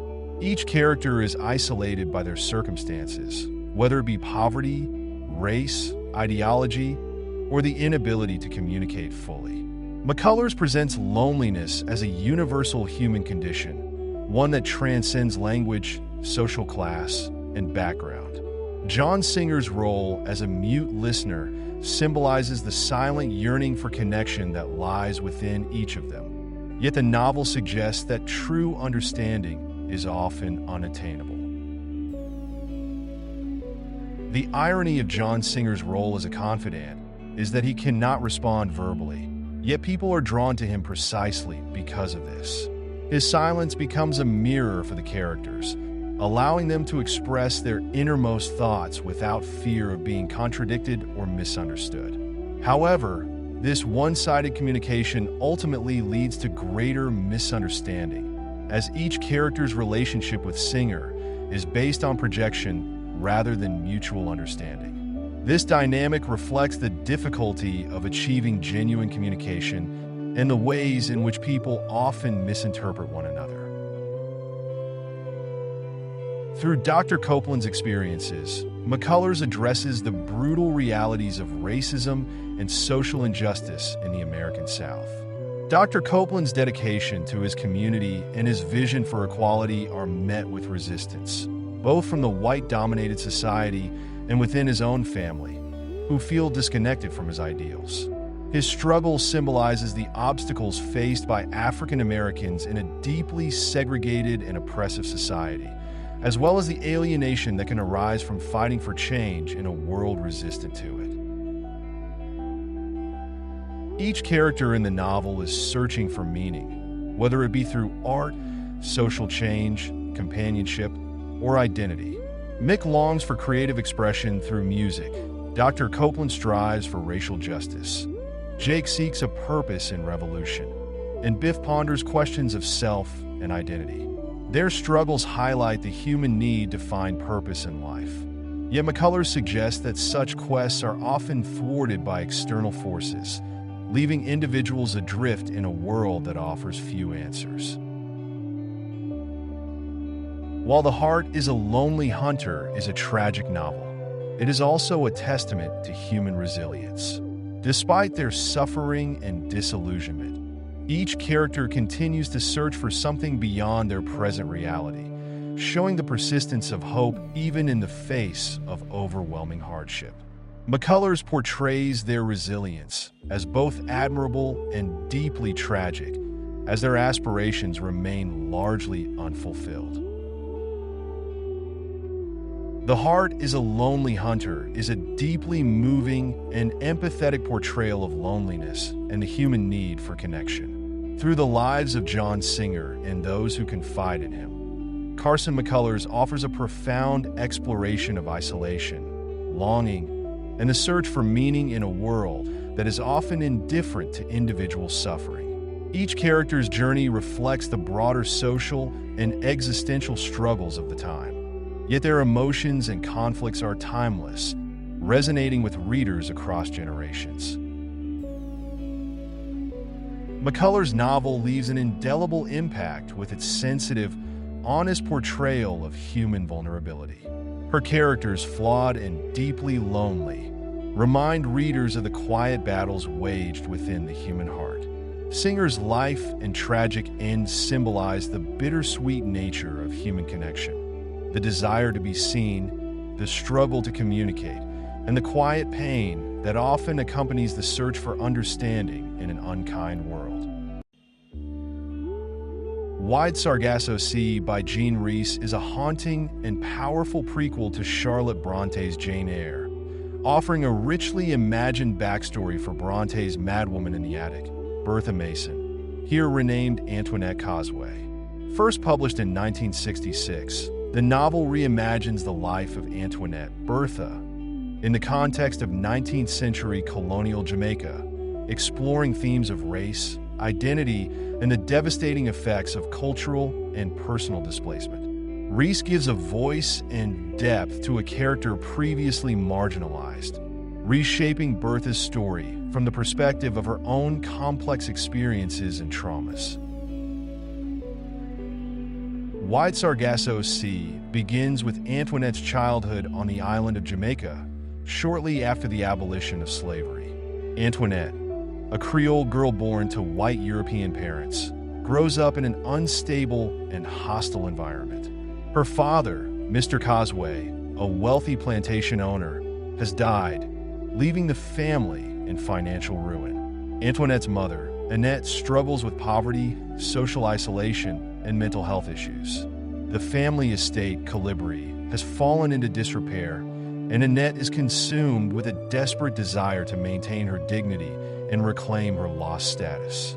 Her descent into isolation and eventual madness foreshadows Antoinette's own tragic fate. Antoinette's experiences are marked by alienation and loneliness.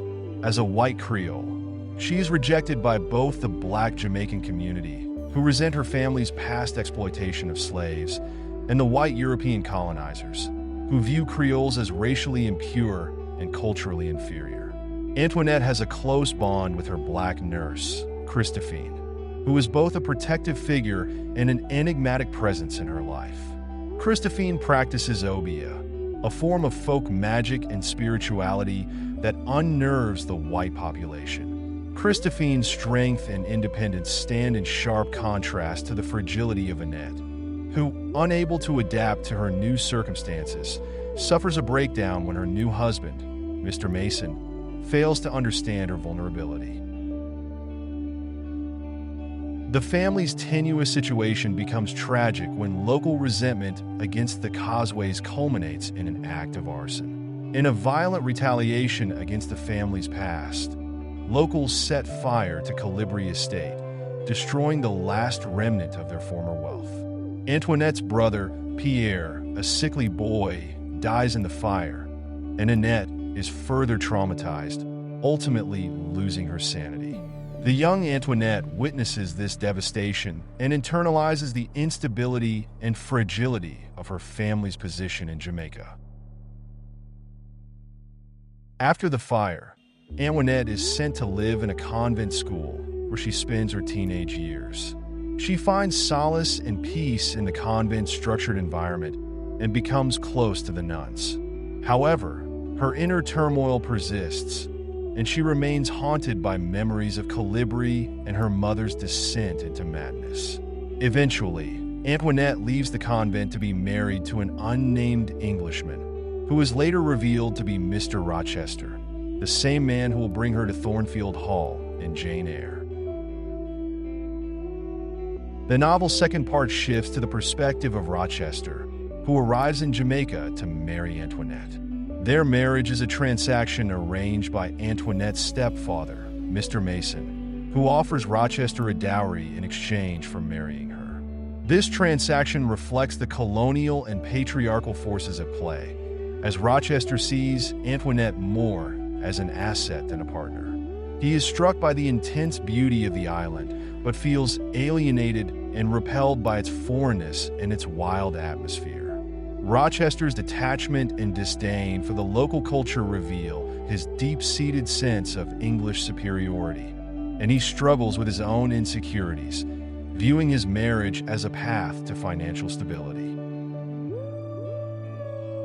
Initially, Rochester is drawn to Antoinette's beauty and her apparent fragility, but he soon becomes suspicious of her, influenced by rumors about her family's history of madness and her Creole heritage.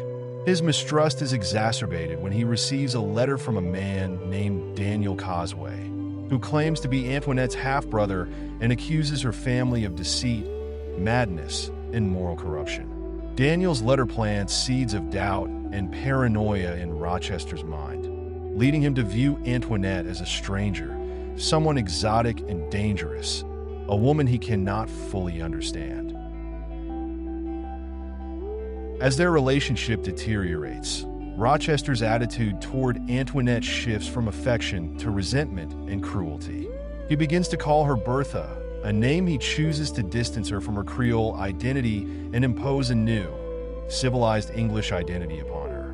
Rochester's insistence on renaming her symbolizes his desire to control her and erase her individuality, and it marks the beginning of her mental decline.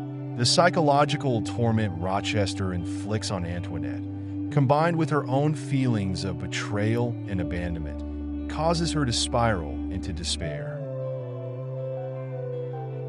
Antoinette, desperate to regain Rochester's love, turns to Christophine for help. Christophine suggests that Antoinette leave Rochester and return to her homeland, but Antoinette refuses, unable to imagine life without him.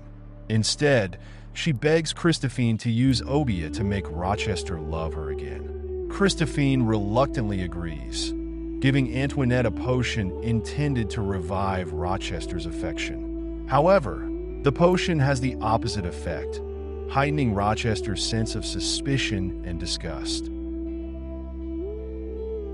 Rochester's increasing cruelty and emotional manipulation push Antoinette further into madness. He isolates her from her former life, keeping her confined and powerless, and eventually takes her back to England. In the novel's final section, Antoinette narrates her life in Thornfield Hall, where she is imprisoned in the attic and cared for by Grace Poole. Her memories of Jamaica and her identity as Antoinette begin to fade, and she becomes consumed by feelings of loss and disorientation. The vibrant colors and warmth of her Caribbean homeland are replaced by the cold, gray confinement of Thornfield, mirroring her descent into madness. The novel's tragic conclusion is a reimagining of Bertha Mason's role in Jane Eyre.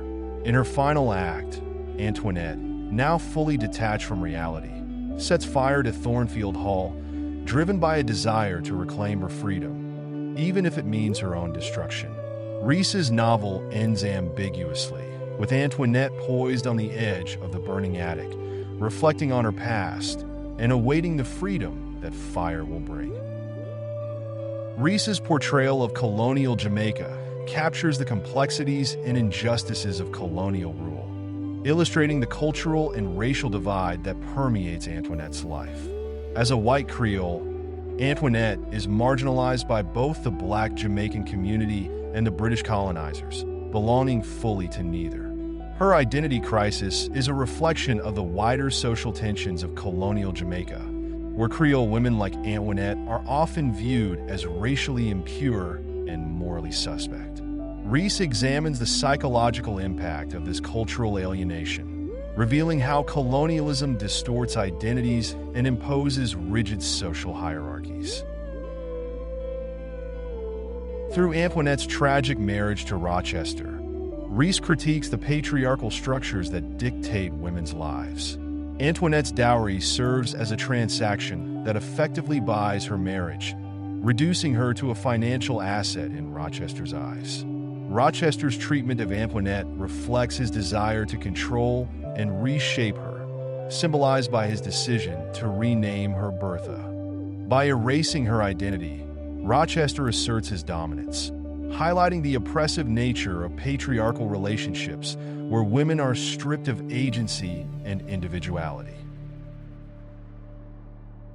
Antoinette's descent into madness is both a personal and a social tragedy. Reese explores how psychological trauma, cultural dislocation, and emotional manipulation contribute to her unraveling. Her madness is not inherent, but rather the result of accumulated betrayals by her mother, her husband, and her society.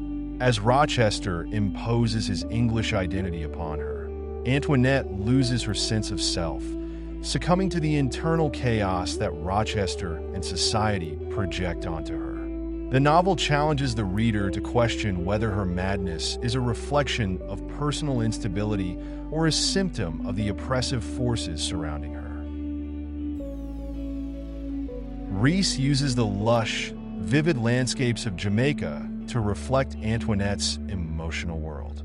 The island's wildness and beauty symbolize both freedom and danger, embodying the duality of Antoinette's own spirit. When Antoinette moves to England, the cold, confined spaces of Thornfield Hall contrast sharply with the warmth of Jamaica, representing her loss of identity and autonomy. The settings in wide Sargasso Sea are deeply symbolic, emphasizing the connection between place, identity, and mental well-being. Rochester's perception of Antoinette is colored by his racial and cultural prejudices. He views her Creole heritage as a mark of inferiority, and sees her as exotic and dangerous, an other who cannot be assimilated into his English worldview. This othering reflects the racial anxieties of the time, where Creole identity was seen as morally and racially ambiguous. Rochester's rejection of Antoinette's Creole culture and his imposition of an English identity upon her highlight the destructive power of racial and cultural prejudice. Antoinette's life is marked by a constant struggle for freedom, both physical and psychological. Her confinement in Thornfield Hall is the ultimate act of oppression, symbolizing the loss of her cultural and personal identity. Her final act of setting fire to Thornfield is a desperate assertion of agency, a reclaiming of her power, even as it leads to her death.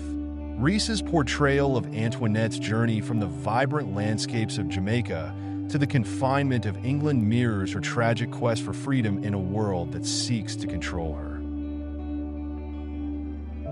Wide Sargasso Sea is a profound and tragic exploration of identity, power, and the impact of colonialism on personal and cultural integrity. Jean Ries's reinterpretation of Bertha Mason's story offers a deeply empathetic portrayal of a character previously marginalized in literature. By giving Antoinette a voice, Ries challenges readers to see her not as a madwoman, but as a complex, multifaceted individual shaped by her environment and relationships. Through vivid language, rich symbolism, and a haunting narrative, Ries exposes the devastating effects of cultural dislocation and patriarchal oppression. Wide Sargasso Sea stands as both a compelling work of fiction and a powerful critique of colonial and gender-based injustices, leaving readers with a deeper understanding of the fragility of identity in a world defined by division and prejudice. Ries's novel is a testament to the resilience of the human spirit, even in the face of overwhelming forces, and a call to recognize the humanity in those whose stories have been silenced. The Unbearable Lightness of Being by Milan Kundera is a profound exploration of love, freedom, fate, and the human condition, woven through the lives of four central characters: Tomas, Teresa, Sabina, and Franz, in Czechoslovakia during the Soviet occupation.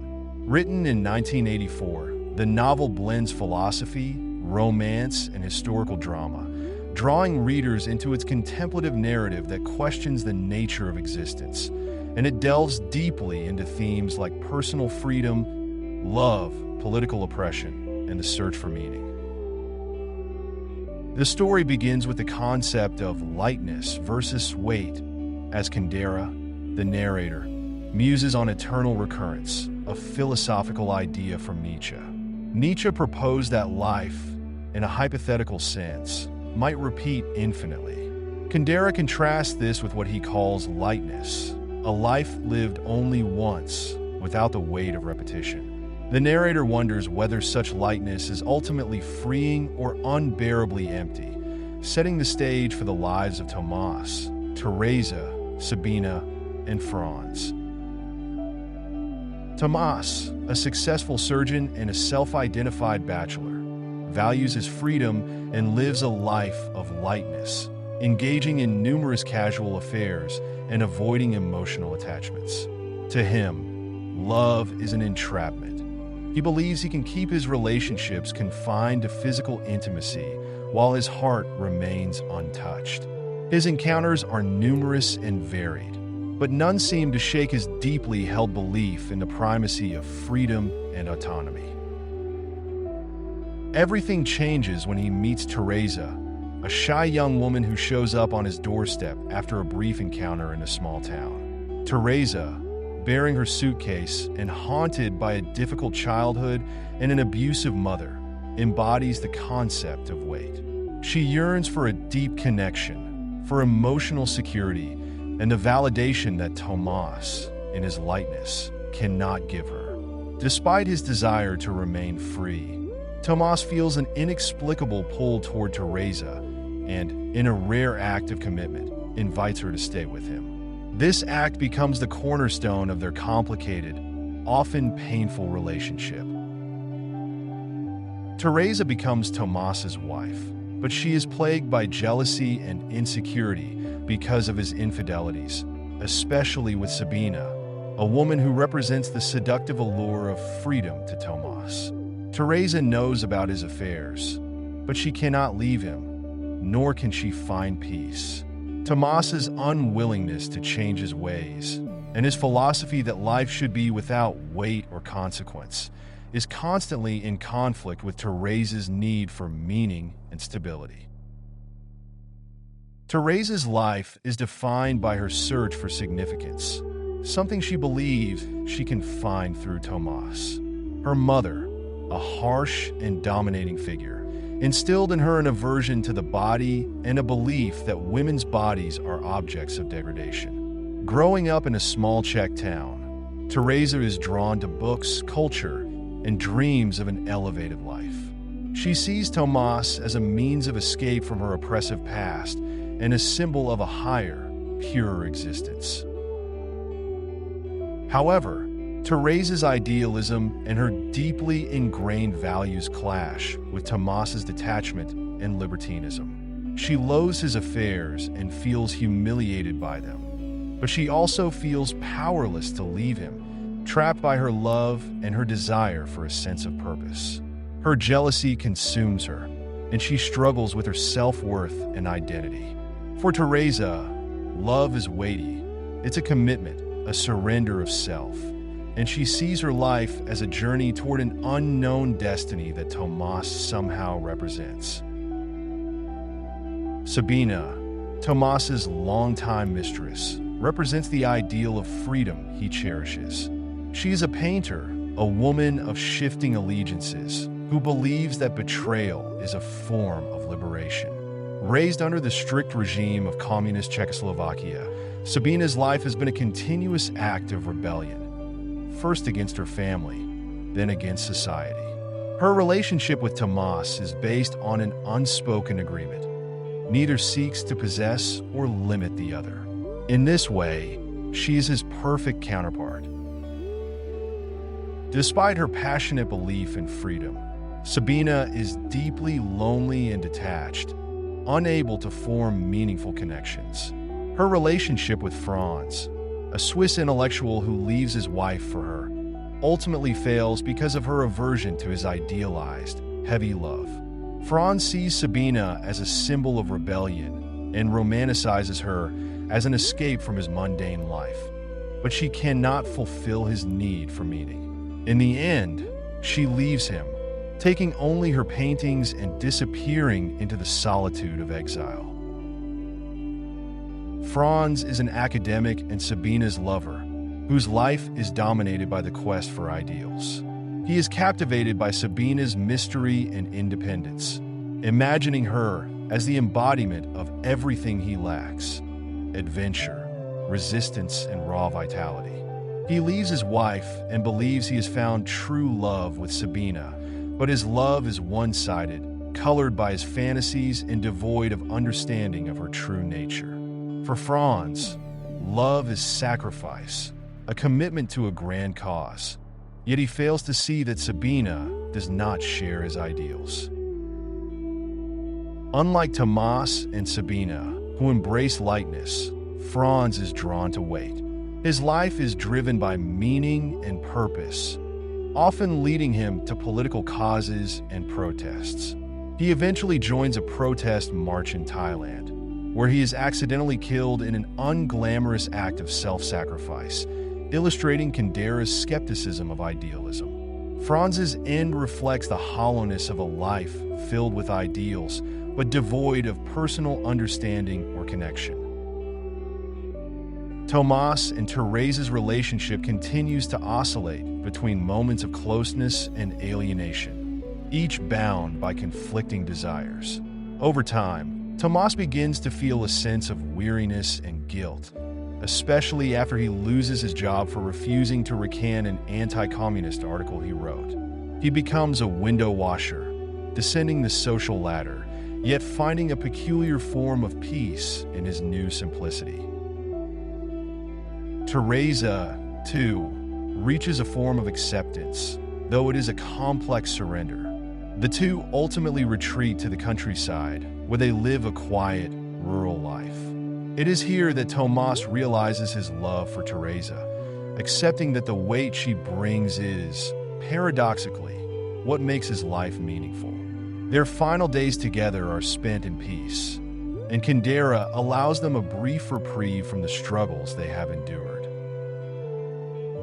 The novel's climax is a tragic but serene moment when Tomas and Teresa die in a car accident, embracing in their final moments the quiet weight they had feared for so long. Their deaths mark the resolution of their struggles between lightness and weight, suggesting that true freedom may lie in the acceptance of responsibility and the bonds of love.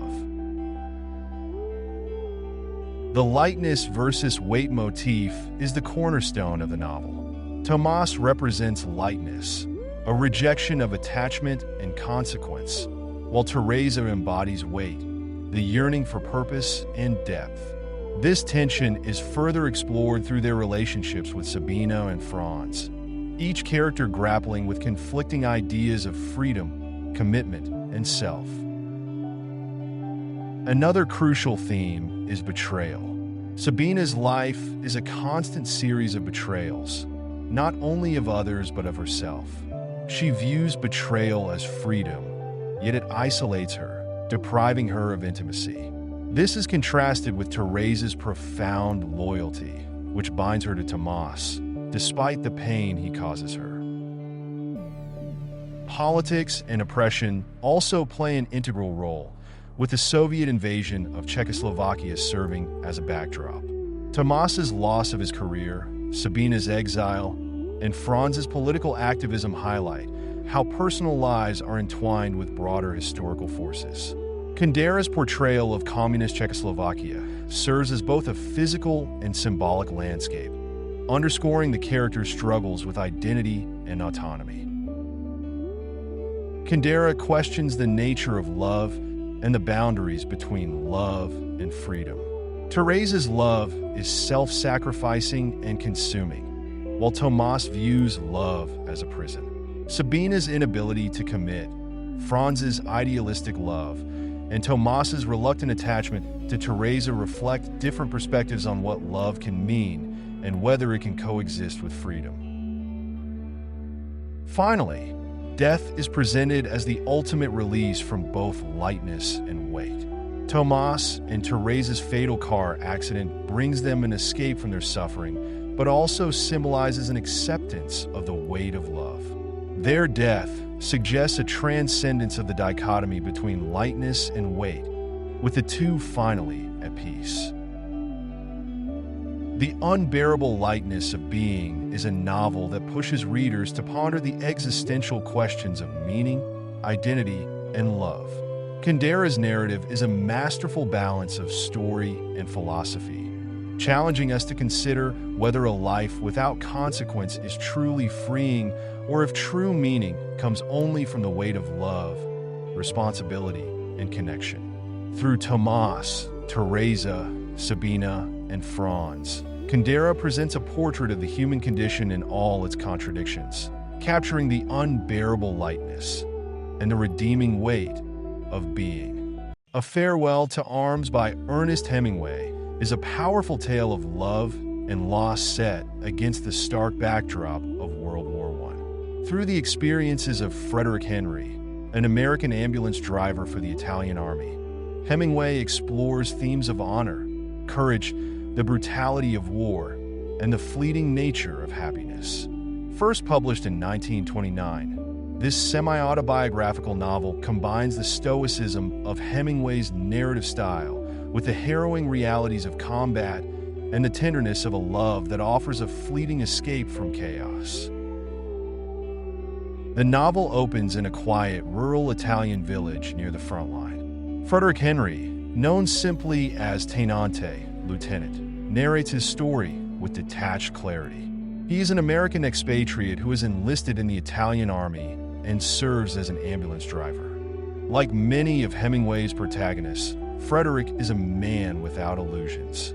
He drinks heavily, maintains a generally apathetic view of the war, and is a dedicated yet detached participant in the events around him. During an evening with Rinaldi, his outgoing and charming roommate, Frederick meets Catherine Barclay, a British nurse who works at the nearby hospital. Catherine has recently lost her fiancé in battle, and her grief leaves her questioning the nature of love and life. Although Frederick initially sees Catherine as a casual diversion, he finds himself drawn to her vulnerability and beauty.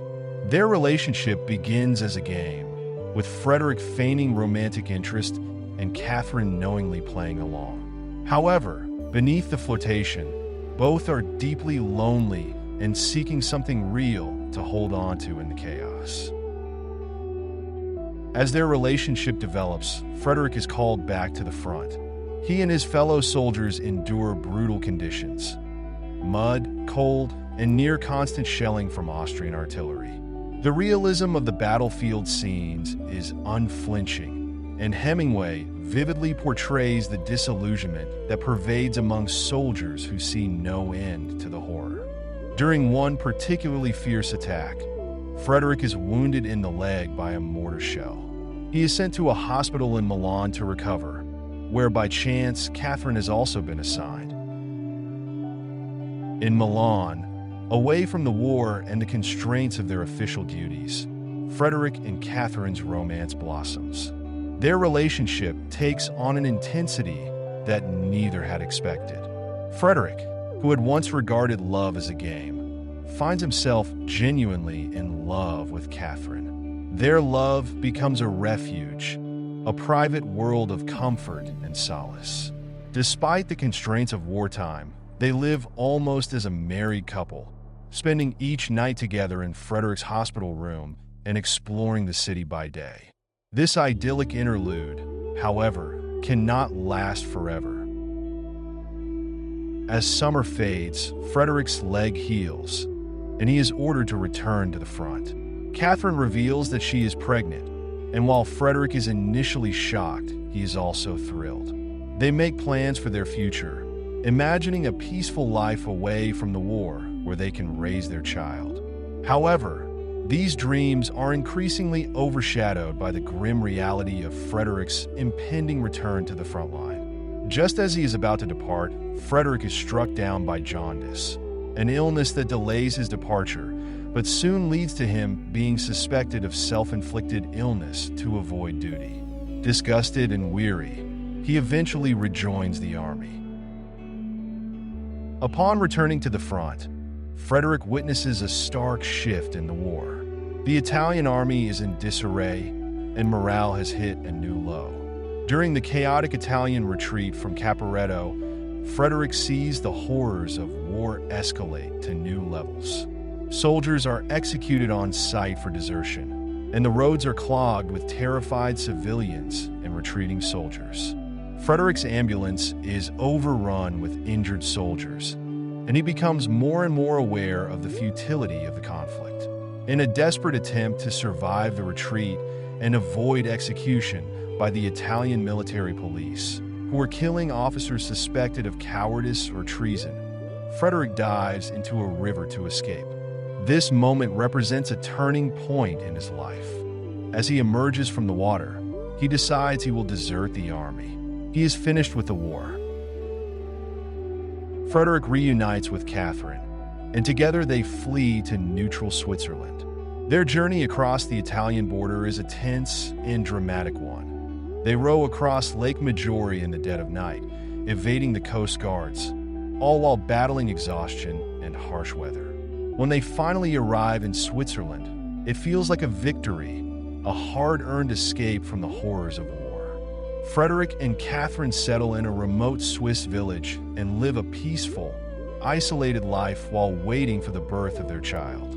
For a brief time, they experience true happiness, cocooned from the rest of the world in a life that feels almost like a dream. Frederick spends his days writing, and Catherine prepares for motherhood.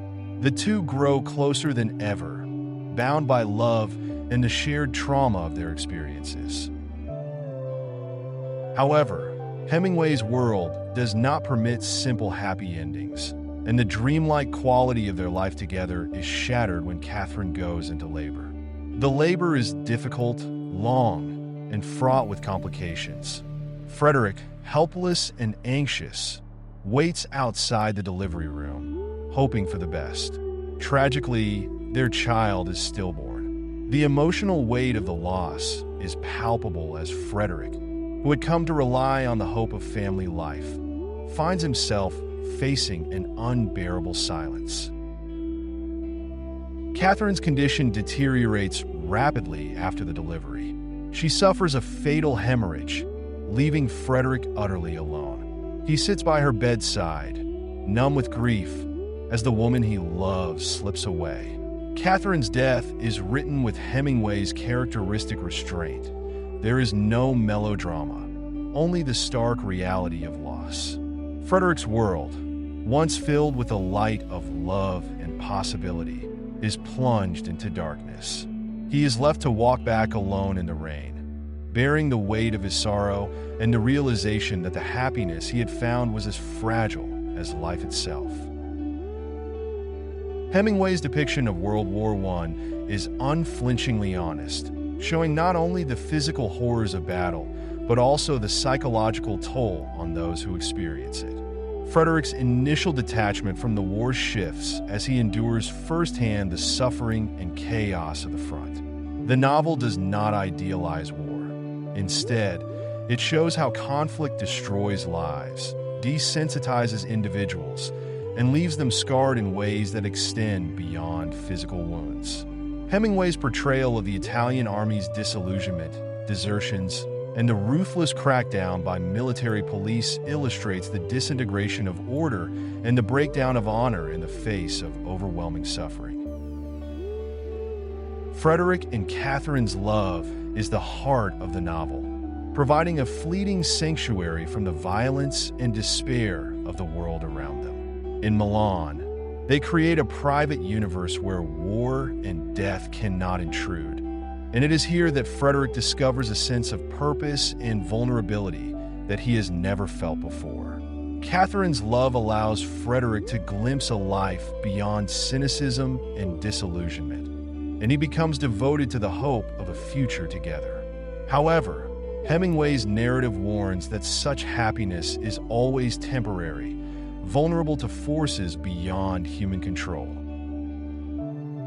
The novel constantly juxtaposes images of light and darkness, life and death, as Frederick and Catherine's romance unfolds against the backdrop of war. The idyllic interlude in Milan and their peaceful life in Switzerland are moments of light and life, set against the dark brutality of the front and the shadow of inevitable loss. Frederick's love for Catherine becomes his reason for living, yet it is also fragile, susceptible to the randomness of fate. The ending, with Frederick walking away alone into the rain, is a poignant reminder of life's impermanence. Hemingway's characters often embody stoicism, facing hardship and loss with quiet endurance. Frederick does not indulge in despair after Catherine's death. Instead, he accepts it with the same resignation that he approached the war. This stoic attitude is central to Hemingway's philosophy of life, suggesting that while the world is indifferent and often cruel, individuals can find dignity and strength in their response to suffering. Frederick's journey is one of disillusionment and existential questioning. At the beginning of the novel, he views life with a sense of detachment, drinking heavily and treating love as a game. However, as he experiences the horrors of war and the depth of his love for Catherine, he begins to search for a sense of meaning. By the end, Frederick has come to understand that life offers no easy answers or guarantees. His love for Catherine, though profound, could not shield him from suffering, and the war, fought for vague ideals, brought only destruction.